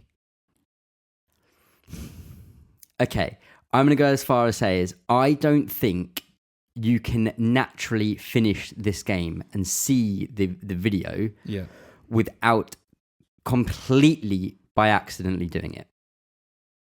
Well, up until like recently. Up until recently. If you were just playing the game without... online and without help and stuff. I don't think you can physically finish this game without accidentally finishing it. Because basically you have to say a word. You have to physically say a word and the camera or your microphone or something has to pick it up. If you don't have those plugged in, you can't finish it. And the finish is the whole point of the game, kind of. I don't know if I really agree with that though, because it's still just a fucking horrible. Sure, okay, yeah, but the payoff, the point of it, the point. Yeah, I guess the negative is that the point of it is pretty like, oh, that's how you do it to get, and that's never going to happen. Do you know what I mean? Yeah. Oh, you're talking about the ending. How like to finish the game. The movie, the ending movie that you get is kind of like really obscure to get, and that's never going to happen. Well, it was what Death Stranding became. Yes, exactly, and I think that's I suppose the biggest negative is one, you can't get this game anymore; it doesn't exist. And two, it kind of it ultimately doesn't lead to anything because the game Silent Hill isn't going to exist unless for some reason it does in the future. But ultimately, it stands as this one little piece. I think it's an incredible gaming moment and piece of history in gaming. And it's one of those amazingly pure experiences where it set out to do one thing and it nailed it so well. But ultimately speaking, I think I'm happy to give this to Arkham City because it's kind of loosely in the term a game, like PT. I think ultimately, if Silent Hills came out and it was good, I think I would feel more like, oh, but then that might change the whole kind of thing. That would change the whole romance about it. But I just kind of wanted it to be talked about and still remain in people's minds because of how amazing it was. Yeah.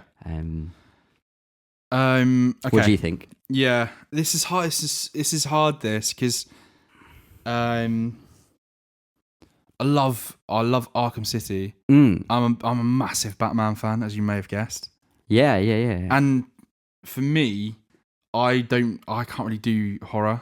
Yeah, it's similar to what we said about Tetris Effect in if you don't like that genre of music or that kind of aspect of it, then the game is going to be crap for you, basically. Yeah. With this, if you can't deal with kind of pretty intense horror stuff. And like the jump scare, man. Oh boy. Because it's like horrible feeling horror. It's seeing some shit that disappears. It's grim horror. Yeah. It's jump scare horror. It's despair, like dread and a grim, a proper bummer of a story. Horrible. Yeah. If you obviously you can't play it. Yeah. But I guess you can play one of the like modded thing if it's still up. There are some that you can find out and about. But do watch it. Yeah, either try and find the one where there's like no one reacting to it, just someone playing through it. Alternatively, just come around here because I've still got it on my PlayStation, so we're good. Okay, I'm gonna say Arkham City. Yeah, I'm happy with that as well. Yeah, So we're good. It's all good. What does PT get? It should have the best chicken baby award. That's right. The best chicken fetus. Yeah, best chicken fetus. Yeah. And when you see that bit, you'll know what we're talking about. Okay, so we've had some tough decisions. Yeah. I think you're going first. Yeah. Okay. So next up, the last one in our first round.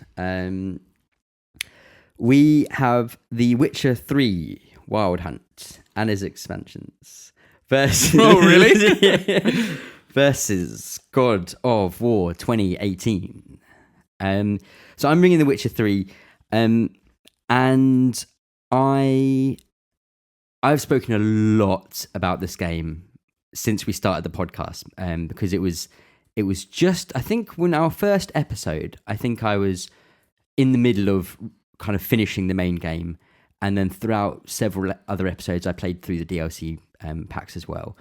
So I've spoken a lot about this game, and I made a statement, I think, a while back, which for a long, long time, as some of you may know, and I know Chris knows, I'm a huge Metal Gear Solid fanboy, massive fanboy.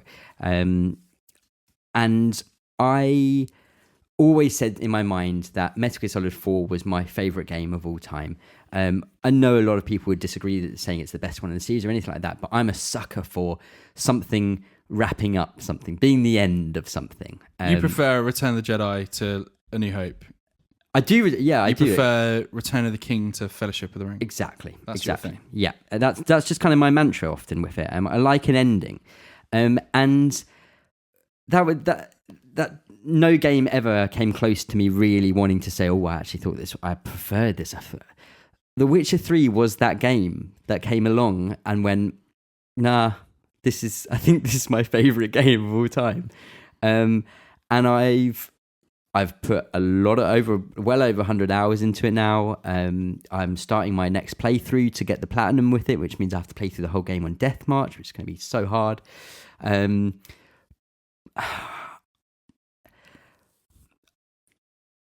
This game was everything that I wanted in a game. An amazing story, really beautiful, a great cast of characters, depth in mechanics that you can go as deep as you want to into, or you can kind of just avoid. Amazing locations, like a wealth of side stuff in a fantasy setting. I love a fantasy role-playing kind of game. I think I don't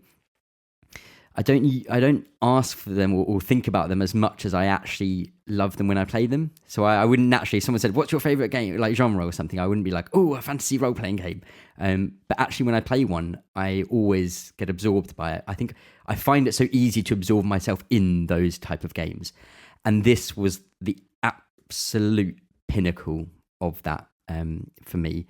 It also has a great soundtrack as well.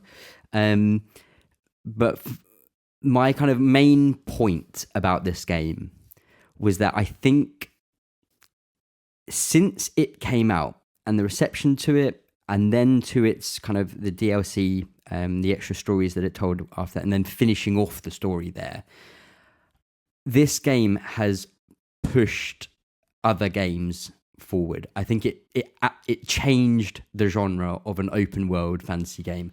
I think Skyrim came along and did that to a pretty big degree. You know, it definitely changed the game. I think this game immediately made everyone go, we should be holding these kind of games to a higher standard. Like, they could be this. They don't need to be this janky, half-running piece of crap that Skyrim was. Skyrim is amazing as well, by the way. But we can push forward, and it's actually crafting the genre and pushing it forward.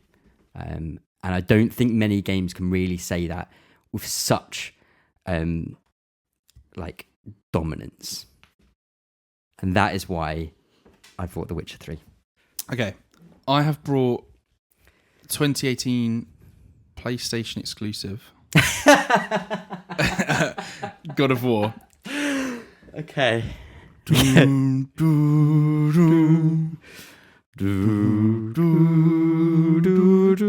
you talk about a soundtrack, man. It's got one good song. I prefer God of War soundtrack to Witcher 3. It's got a very good. They've both got very good. Now, soundtracks. I think right. This is the tough one. This is the hardest one. Let me talk about God of War. Yeah, talk about. I was not interested at all in this game. I was when we this is way before we started doing this podcast.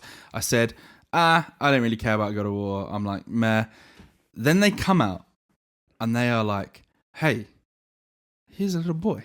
Look at this little boy running around. Was this cute little boy? Are you talking about when you saw the trailer, or was this before? When you were like, I'm not into it. When you watched the trailer, I'm into it. Yeah, so it comes up and people are like, oh, it's God of War, and I was like, I don't care. I don't care about God of War. Yeah. And then little boy, and then out pops Kratos, and I'm like, oh, Kratos, he's got that hipster beard now. He shaved his head. They do some hunting. He's got a big axe. Cool, whatever. And then I was like, I don't really care about God of War. Then the trailers kept coming, and they were closer. And then people were like, hey, by the way, this game's good. Like, this really game's like good. really good. And then you see him throwing this axe. And then you see him throwing the axe with two hands. And then I was like, dude, I think I'm in on God of War. And I bought that day. And man, I think I'm just kind of a sucker for like this like a grizzled person with a young innocent sidekick going around and going on an adventure like Last of Us, God of War, like Walking Dead season 1. Like I think that's just kind of like such an easy in for like making you love something. For me like story is where things like fall or I love them. The story that like I feel like this maybe The Walking Dead, but though I feel like those games are the only ones that actually probably physically brought a tear from me out of this list. That the moment at the end of the game where they reach the goal of what they're trying to do, and they don't. There's not, some lesser games would give you some kind of spiel and dialogue. I'm gonna play dirty right now. You ready? Lesser games would go into a little cutscene and a narrator would say, oh, because of this, Geralt of Rivia did this. Blah, blah, blah. Lesser games would do that. This game, Kratos and his son, they're just there. And they have this silent moment. And you're there and you just feel the emotion and the fact that they've done what they wanted to. And what they were trying to do was so heartbreaking. And then they have their walk back and you think the game's over, and then they smash you in the face with 2 twists in a row with the story. Little things like, because I kind of, it's been a while since I played, it's 2 years ago that it came out now, and every now and then I just think, and I'm like, oh, was that game as good as I remember? And then I think about things and I think of like, man, remember the first time you see the world snake, or the world serpent, and then just kind of like rowing around the area, and then, oh, he's moved. Oh, this whole different part of the map's appeared, and this new loot I can go and find. And the dwarves and their banter between each other, and then when they finally meet up towards the end. The side missions that you could totally just skip with the dragons and things like just the differences in terms of the worlds and how they play are incredible. And I think the enemy types as well, that there's a sort of section nearly towards the end of the game where you kind of just, you're in this area and then they just throw like portals open. It's just like this wave of this type of enemy, and then this one, then this kind of mini boss, and then these different enemies together. So you're having to work out how to fight them, and you realize how much you've like learned. Like some people say, oh, that's maybe like a little bit cheap, but it made me play it, and I was like, man, I've learned all this stuff. I've learned so much playing this game. And then you've got one of the best boss fights ever right at the beginning of the game. Yeah. With the fight against Baldur, isn't it? Yeah. With Baldur. Where the scope is crazy. It's like the Man of Steel fights or something. Yeah. And then when moment X happens in the game, and which I won't spoil, but the moment that happens that changes the game, and the way that you're traveling to this place to go and collect something, and the sky changes. And he's not talking, and he's gone silent, and then he gets something. He gets the thing that he's gone to collect, and then you just go, yes, and then but then you go, oh. And then there's that there's that sort of moment at the end where he like takes off his bands. He's got around like the kind of like bands around his arm. Oh man, one of those moments. Yeah, in gaming, one of those like, oof. Mm-hmm. And I'll never forget that. I'll never forget that moment of when that game changes like that. Yeah. I don't know. Like no one expected that game to be that. I don't think. No one expected that game to be that good at all. And especially after, I think Sony Santa Monica were meant to be making a totally different game, and they basically shelved it and cancelled it. And the guy who was the lead director of that then went on to do Fallen Order. So the same guy, left then. After supposedly like being quite far through a game, cancelling it, and then restarting, and then doing this. I think naturally you'd be like, like there's issues there, kind of like something's not going to be right about it. And then it was amazing. Yeah. It was so good. Yeah. Yeah. I don't know. I think that's fair enough. I think I don't really have a huge amount extra to say because I think you summed it up really well there. I think it's such a good looking game as well. Yeah, like so good looking. It does look incredible. Really good looking. I loved it so much. Again, there's a lot of things in certain games where like you're just a satisfaction loop or like a feeling, and something just feels right or it doesn't sometimes. The act of throwing your axe and then recalling it was, I think that could have been such a flop as an idea. It's a cool idea, but the execution could have been just, even if something was just slightly different or something slightly off, it wouldn't have been a satisfying thing to do. It was so good. And I would walk around and literally just throw it whilst I was walking, just to feel the satisfaction of the. And they knew that because you do that for certain puzzles in the game exactly. as well. You have to throw it. It's a mechanic in the game. I mean, go and if you have both of these games on your PlayStation or your console, or whatever, right now, play an hour of Jedi Fallen Order with the lightsaber throwing unlocked, stuff like that. Then shut it off, delete it from your PlayStation. Yeah. Play God of War for 20 minutes and throw your axe, and you'll see what I'm talking about when I say that there's something not right about how the lightsaber feels. And I feel like it's games like God of War that made me think, no, this is how a weapon like that should feel in this game. Like, I think it's becoming more and more evident, or we're seeing it a more bigger discrepancy kind of between when a game feels right, when it's trying to do something, and when it doesn't. It can really make that disconnect with enjoying the game as much. And God of War felt right. Yeah, absolutely, 100%. Man, this is the kind of moment where I'm like, I don't really even want to say anything bad about either of these games, because like, I can say bad things about The Witcher. I can say bad things about God of War. I just don't like want to, because I don't think either of them deserve to have anything bad to say. I think we have to though, because I don't know how we're going to decide this. I honestly don't. Yeah. Okay. Well, I'll. Okay. Let me say the things about The Witcher. Yeah. Say your issues with it, or whatever you want to say about it, whether it's good or bad. So, number one. There's something that just rubs me up the wrong way about games where they're just every 5 seconds I'm having to drop something because I suddenly can't run anymore because of inventory. Inventory issues. Kind of fucks me off a little bit. Yeah. Especially when this is not just a Witcher thing. This is any game that does this, where I'll carry 3 clubs and Yeah. that means I'm over the weight limit for what I can actually carry. But then I can carry 1 million bits of these flowers or this gold or something that I can craft with. Where it's like, come on, are you doing it? Are you gonna be completely realistic in terms of how this works, or are you not? Because it seems like you're doing it for here, but not for here. But that's not just The Witcher at all. Yeah, I think that's probably like a philosophy, a game like game design philosophy type of thing, saying this would be ridiculous if you couldn't carry 1 million of these, whereas you'd break the game if you could carry 1 million of these type of things. But I get what you mean. The other two, there's only two other real issues that come to mind straight away. One of them's is kind of a huge issue, but isn't, and that's about like the movement. See this, okay, so I'm glad you brought this up.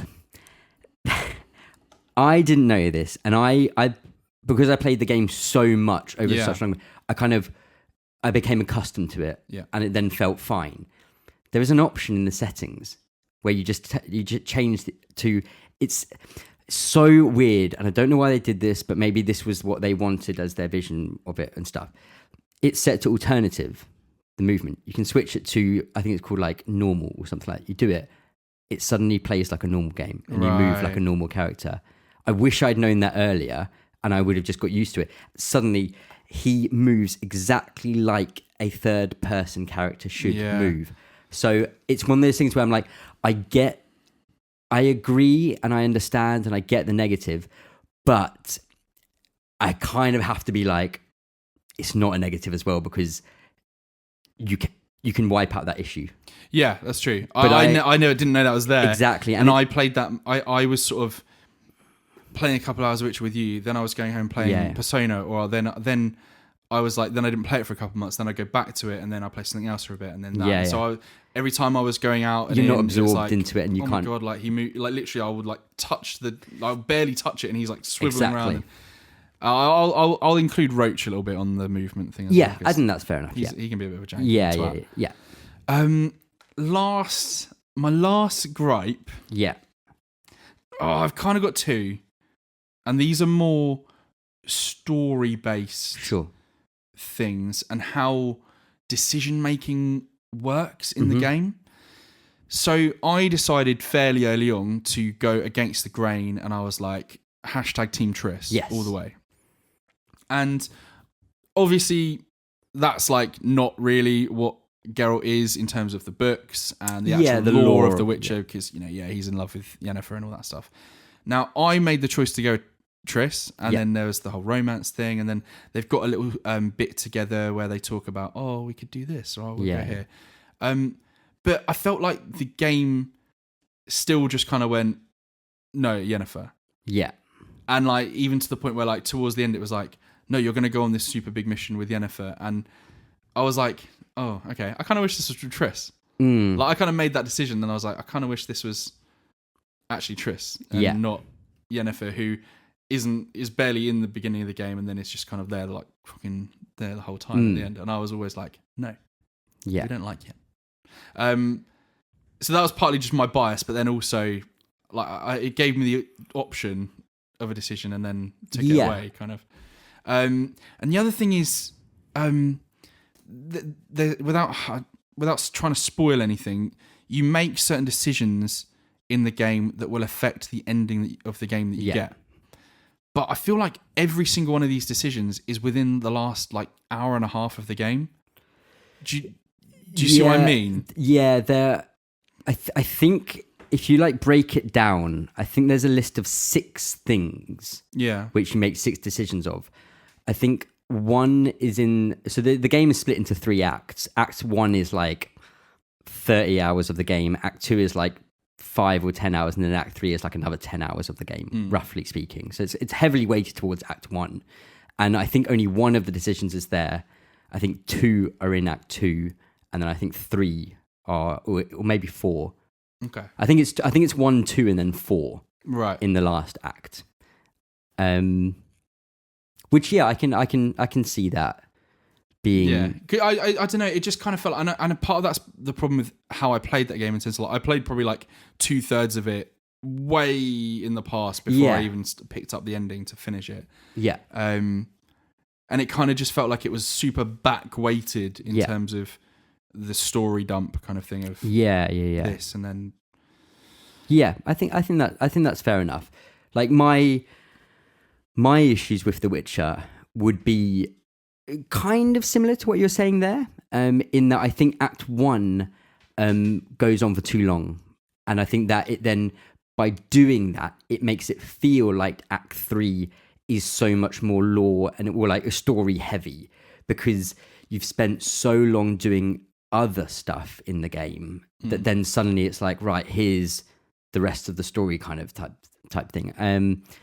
And look, there's probably reasons for them doing that and stuff, but I that's probably my biggest gripe with the game. Now that I've understood that you can actually control the character normally, I'm like, it's not an issue anymore. I think the yen thing is interesting, is an interesting point to bring up. I think, look, I'm gonna protect it because it's my game. Yeah. So I'm gonna protect it and argue not against it really, but and say, I think, okay, and this is without having played the other games or read the books, but done a lot of reading of the previous story of the games. I think if certain things in the game would be swapped for Triss instead of Yen, it wouldn't make sense in terms of the world of The Witcher and the history of things. Like the fact that she is a more important character than Triss is because she is a more important character. Yeah. And you can make it so that it wasn't that way around and stuff. But I think that's probably the argument back there, just being, it did give you the option to have that romance, and you get your ending with them, and you have certain scenes where there are like clashes almost because of the decision you made. So Yen will like sometimes say certain things because you're actually with Triss now. But the problem I had was, right, there's this moment where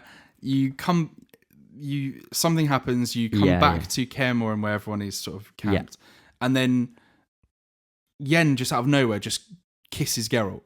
Yeah. And that happened in mine. And like Geralt wasn't like, hey dude, get off me. Yeah. Like, and then like Triss is there, and then there's sort of like a kind of awkward, semi-awkward bit. And they didn't even fucking mention it. Triss is never like, yeah, hey, fucking get off my dude. Yeah. Do you know what I mean? It's like, I feel like Triss would have like done something there, or like, or like there should have been an awkward moment where Geralt was like, I'm sorry, she just like jumped on me or something. Yeah. Because I remember watching it and I was like, get off my boy. Get off my boy. Yeah, I get you. I think that's fair. Yeah. I think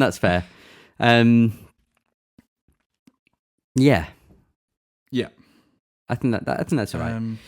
God of War negatives. You can't jump. Hey, good point. You can't jump. And I think like jokingly, that is like an actual thing. As in, like, you'd break the game if you could jump. Yeah, sure. I think it's one of these things similar to, because you'd end up like in the water as well, wouldn't you? And you can't go in. Can you go in the water? I don't think you can. I don't think you can. But there are a lot of like areas and moments where it's kind of like, I should be able to do this. Although there's a lot of those kind of aspects to it. And that isn't like, for me, that's not really like an issue, but it's one of those things where I'm like, this can be annoying at certain aspects where I'm like, come on, like you can make that jump because it's the same height as you, but you just can't make it because you're not allowed to you're not allowed to lift you up unless there is a color of stone that you can lift yourself up on, type of thing. I think there's sections of the game which, again, like none of it, like I'll come across critical here, but like, I don't really care about any of these issues. Like, I think there are sections of the game. I think it could be trimmed down a bit. I think there's a couple of bits where it's a bit go here, go there. But that's it's my biggest issue with The Witcher 3. Is I think like the pacing of certain aspects could be improved. I think there are aspects of God of War where that is a case where it's kind of like, we went here to get this, we didn't get it. We've got to go, oh no, but it's because we've got to go get this other thing. yeah, but let me get the other thing first. And there's a little bit of that, which is just happens in so many stories. So it's kind of like it's just normal now. But if I'm picking at things, and I think there's a like the bosses. I think I don't have the huge history of God of War, but God of War 3, like God of War is about a spectacular boss battle. Yeah. And you had one of the best boss battles, but it wasn't spectacular in the same way. The grandeur, the size and things really realistically speaking just wasn't there in that game. Like it was just going for something completely different, which is fine because it was a reimagining of it, which is fine. The big moment of that was a cutscene. Yeah, exactly. And yeah, I think maybe like there's a few things that like the armor and stuff are a bit like tacked on, like redundant. It's kind of like we needed to put some RPG kind of aspect in here, so we're going to put this in it and stuff. Which again, I think a lot of my issues, in quotes, with God of War are, I think you could have been even more trim with this. I think you could have been even more refined with this in what you're going, and I think you would have got something better out of it. And then maybe a few additional like traversal situations. I think the traversal thing that's going to be a big thing they change for the second one. I really hope. I really think hope. Yeah. Because that doesn't limit you. You need to rethink things. We need to think about things. You can't suddenly put a ledge there when you don't want them going up there. You just make it a wall. Like you can get around that. That doesn't have to be an issue. But it's that disconnect of like, this is going to break the world if we do this. Well, it's annoying that it breaks the world if you want to just climb something. Because you also, am I right in thinking you can't just climb on anything. You can only climb on things which are predetermined to be climbed on. Oh yeah. So there's no like climb button. No. If you it's climb a prompt something, when you get to something that's it. Yeah. Which is so that's another aspect I think, which just linking in the same kind of thing. Yeah, I think maybe as well, Boulder was cool, but maybe a little underwhelming. Maybe? I think if you really super pay attention when you're going through Helheim, and you listen to those story bits, I think he is a really cool villain. Okay. When it talks about him and Freya and the relationship there and why he's got such a grudge. Okay. But when you think God of War boss, it's again that weird disconnect of like, oh, this is a reinvention, so don't bring your preconceived things into it. I definitely think it's true in that the final fight is underwhelming, especially because of the first one. I think it's like annoying how good the first one is, because then it makes the end one like, I don't think, even if the first one wasn't so good, I don't think the end one would suddenly feel better. I don't think it's that great of a final fight. And that's it really.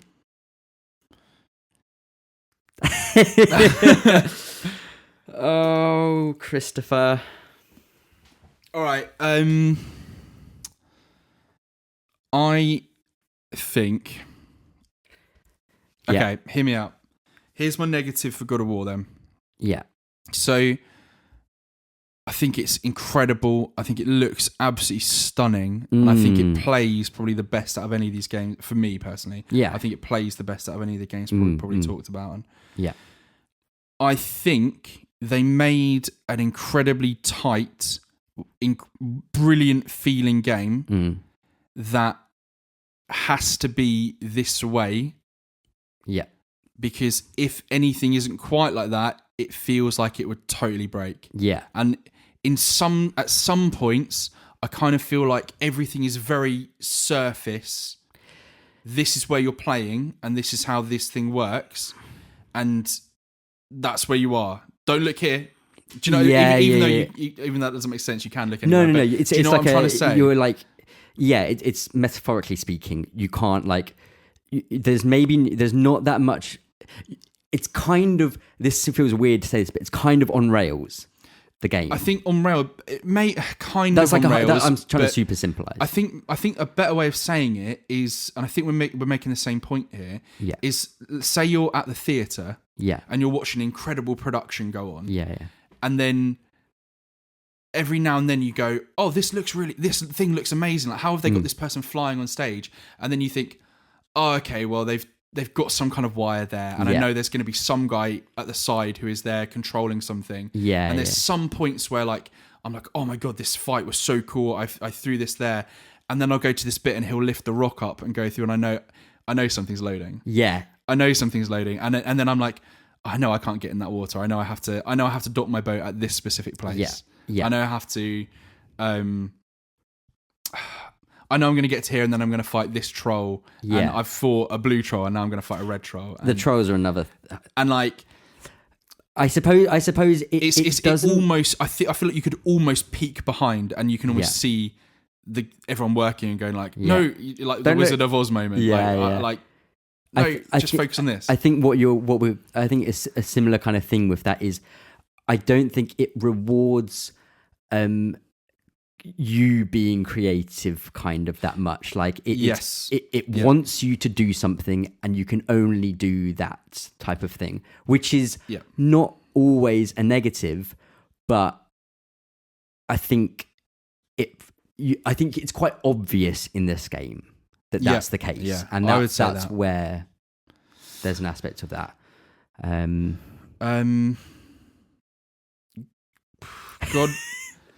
God of War is not my favourite game of all time. Yeah. The Witcher 3 might be your favourite game of all time. Yeah.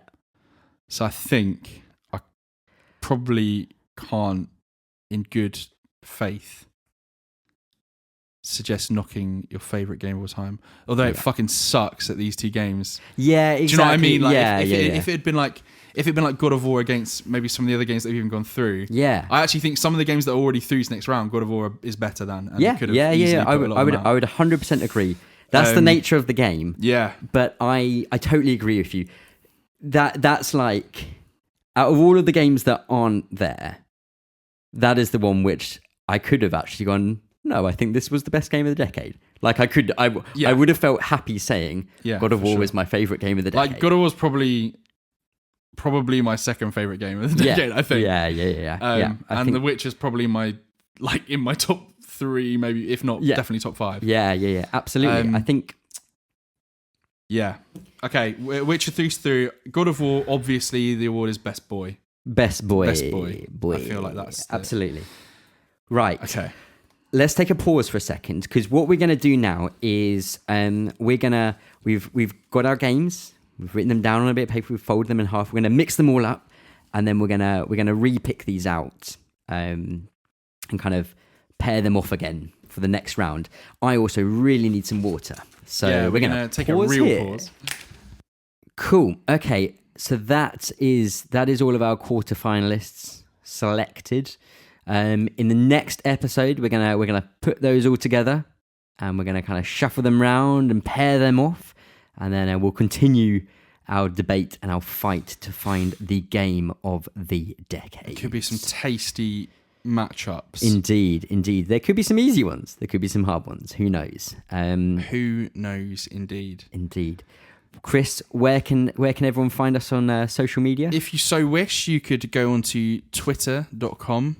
and you could search at In Dreams Club. That would take you to our Twitter account. You can follow us. We'll follow you back. Guaranteed. Interaction, cohesion on Twitter. Indeed. And you can also pop over to our website, which is www.indreamsclub.com, and have a little check out there. And I think that's going to do it for this episode. Make sure you tune in for next week. Next week? Yeah, it'll probably be next week, I imagine we'll put it up. I'm still angry about God of War. Yeah, that one kind of hurts me as well. But as always, thank you very much for listening, and we'll see you soon. Bye!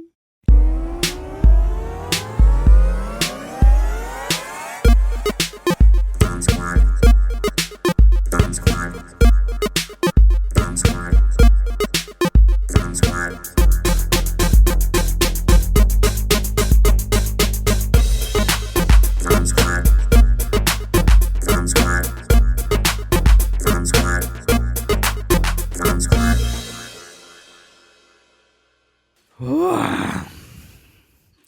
No, silly.